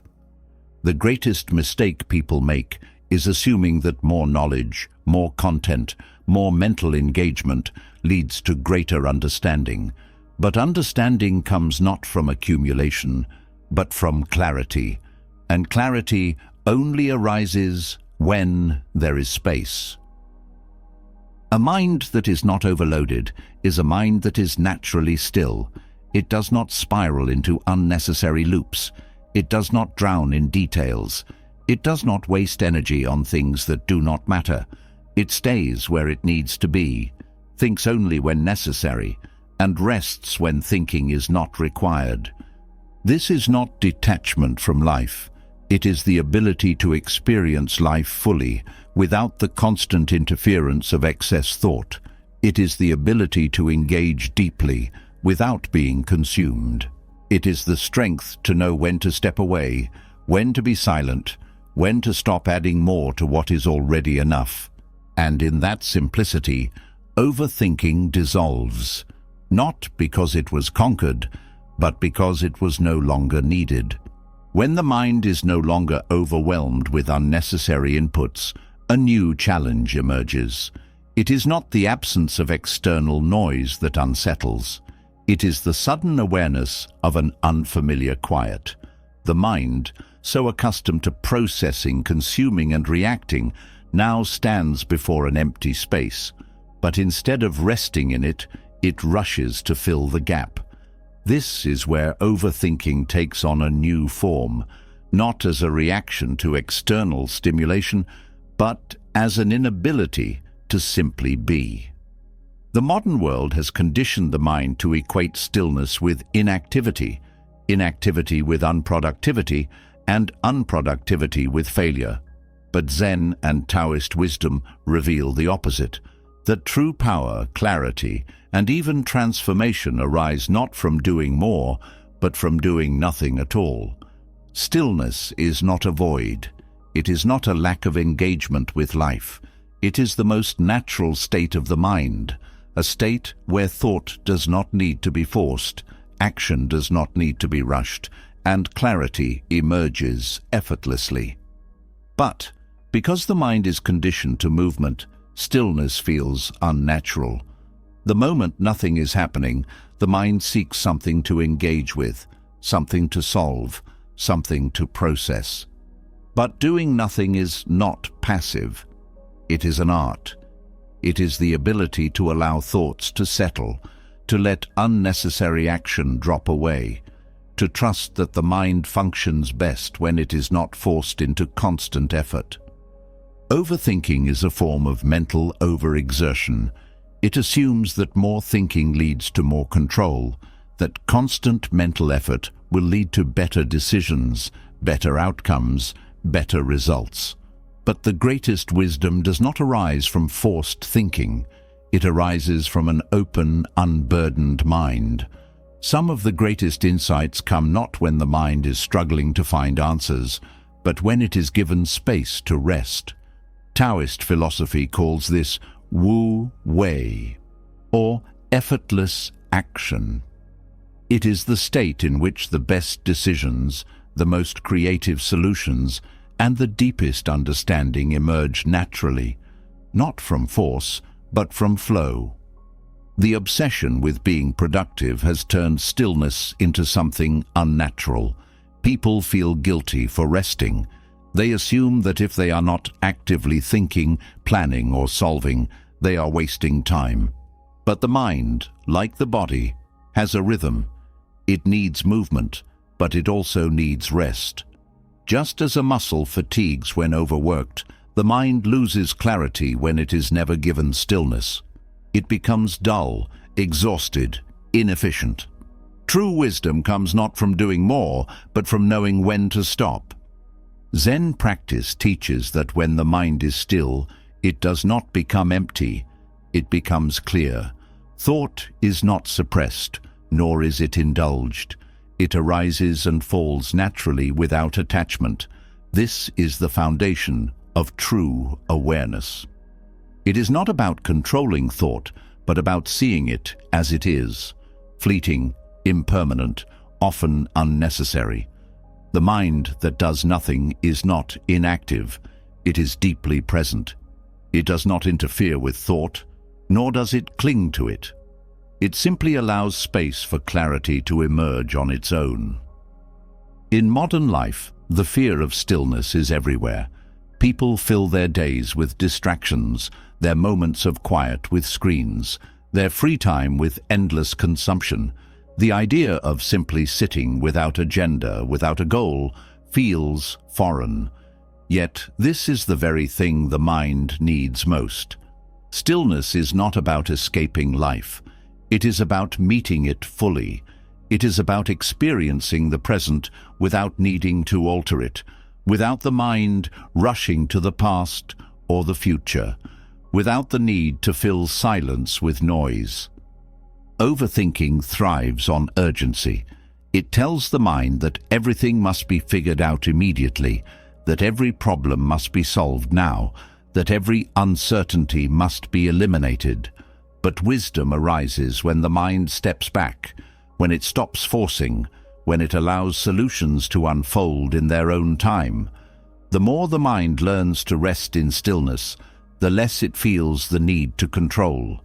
The less it controls, the less it overthinks. The Taoist masters spoke of the way water moves through the world. It does not struggle, it does not force, it does not resist. It flows, it adapts, it moves with effortless intelligence. The mind is meant to do the same. But instead of flowing, it often fights against life, trying to force clarity, trying to make things happen faster, trying to control what is beyond its reach. This is what creates exhaustion. But the moment the mind stops fighting, stops pushing, stops grasping, peace arises. Thought becomes light. Action becomes natural. Life unfolds without strain. Doing nothing is not avoidance, it is mastery. It is the ability to sit in stillness without needing to escape. It is the ability to trust that clarity does not come from force, but from space. It is the ability to move with life rather than against it. This is why the greatest minds throughout history, philosophers, poets, spiritual masters, valued solitude, silence, and stillness. They understood that true understanding doesn't come from overthinking. It comes from listening to the mind when it is quiet. Meditation is the direct experience of this truth. It is the practice of sitting in nothingness, of observing without interference, of allowing thought to rise and fall without reaction. In meditation, the mind begins to see its own patterns, the way it rushes to fill gaps, the way it clings to thought, the way it resists emptiness. But if the mind does not interfere, if it simply allows stillness to exist, something profound happens. The need to overthink dissolves. The need to grasp at certainty weakens. The mind becomes lighter, not because it has solved everything, but because it no longer believes that everything needs solving. In daily life, this shift changes everything. The tendency to rush disappears. The need to react to every thought fades. The belief that mental effort equals wisdom is replaced with the understanding that clarity arises naturally when given space. Overthinking is not fought, it is outgrown. The mind stops engaging in unnecessary effort because it sees that effort is often the very thing blocking insight. Most people believe that their biggest breakthroughs come when they push harder, try more, think longer. But some of the greatest discoveries, the most profound realizations, the clearest decisions, come in moments of stillness. When the mind is not looking for an answer, the answer reveals itself. When the mind stops chasing, what is needed arrives. This is the paradox of doing nothing. It is the most powerful thing a person can do. Over time, this understanding becomes effortless. The mind no longer feels guilty for resting. It no longer seeks unnecessary distractions. It no longer mistakes stillness for stagnation. It learns that wisdom doesn't come from excessive thinking, but from deep presence. It understands that doing nothing is not a waste of time. It is where time is truly experienced. It is the space where clarity, insight, and true peace are found. In the end, the greatest lesson is simple. The mind does not need to do so much. It does not need to force every outcome, analyze every detail, or solve every mystery.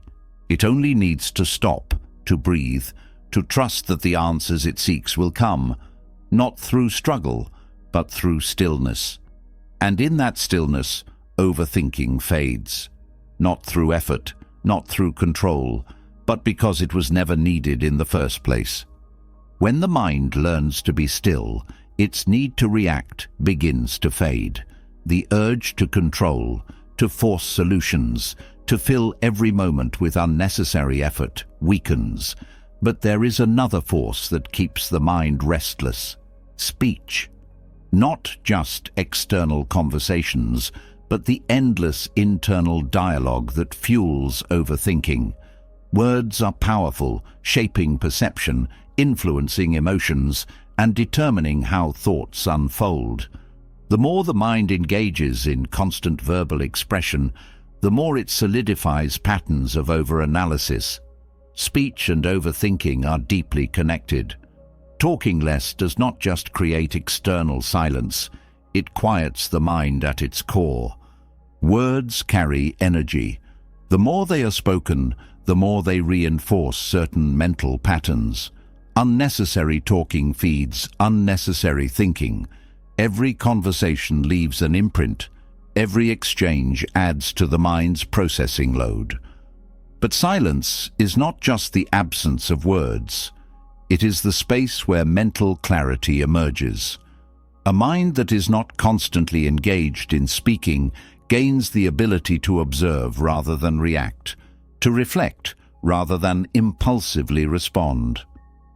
Overthinking often finds its fuel in excessive speech. When thoughts remain unspoken, they lose their grip. But when they are verbalized repeatedly, they take on weight, becoming more real, more powerful, more difficult to release. A single doubt, when spoken aloud multiple times, turns into a fixation. A minor worry, when discussed at length, becomes an overwhelming problem. Words amplify thought. They give it structure, make it harder to dismiss. This is why those who talk excessively often struggle with overactive minds. Their own words feed their mental noise. Restraint in speech is one of the oldest practices in Buddhist wisdom. It is not just about avoiding gossip or unnecessary conversation. It is about preserving energy. Every word spoken uses mental energy, and the more careless the speech, the more scattered the mind becomes. A person who speaks without intention also thinks without clarity. Their mind jumps from one idea to another, never settling, never quieting. But a person who speaks only when necessary develops a mind that is focused, steady, and at ease. Verbal restraint does not mean withdrawing from communication. It means being selective, speaking with purpose, knowing when words are needed and when silence is the better choice. It means recognizing that not every thought deserves expression, that not every opinion needs to be shared, that speech should serve clarity rather than clutter the mind further. Overthinking thrives on excessive discussion. When a problem is spoken about repeatedly, it gains strength. Instead of resolving itself, it expands. Instead of becoming clearer, it becomes more complicated. This is why people who talk endlessly about their worries often feel worse rather than better. Verbal repetition reinforces mental loops.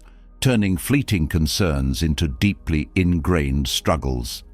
Silence, on the other hand, acts as a reset. It allows the mind to process information without overloading it with more. It creates space where thought can settle, where emotions can be observed rather than endlessly dissected.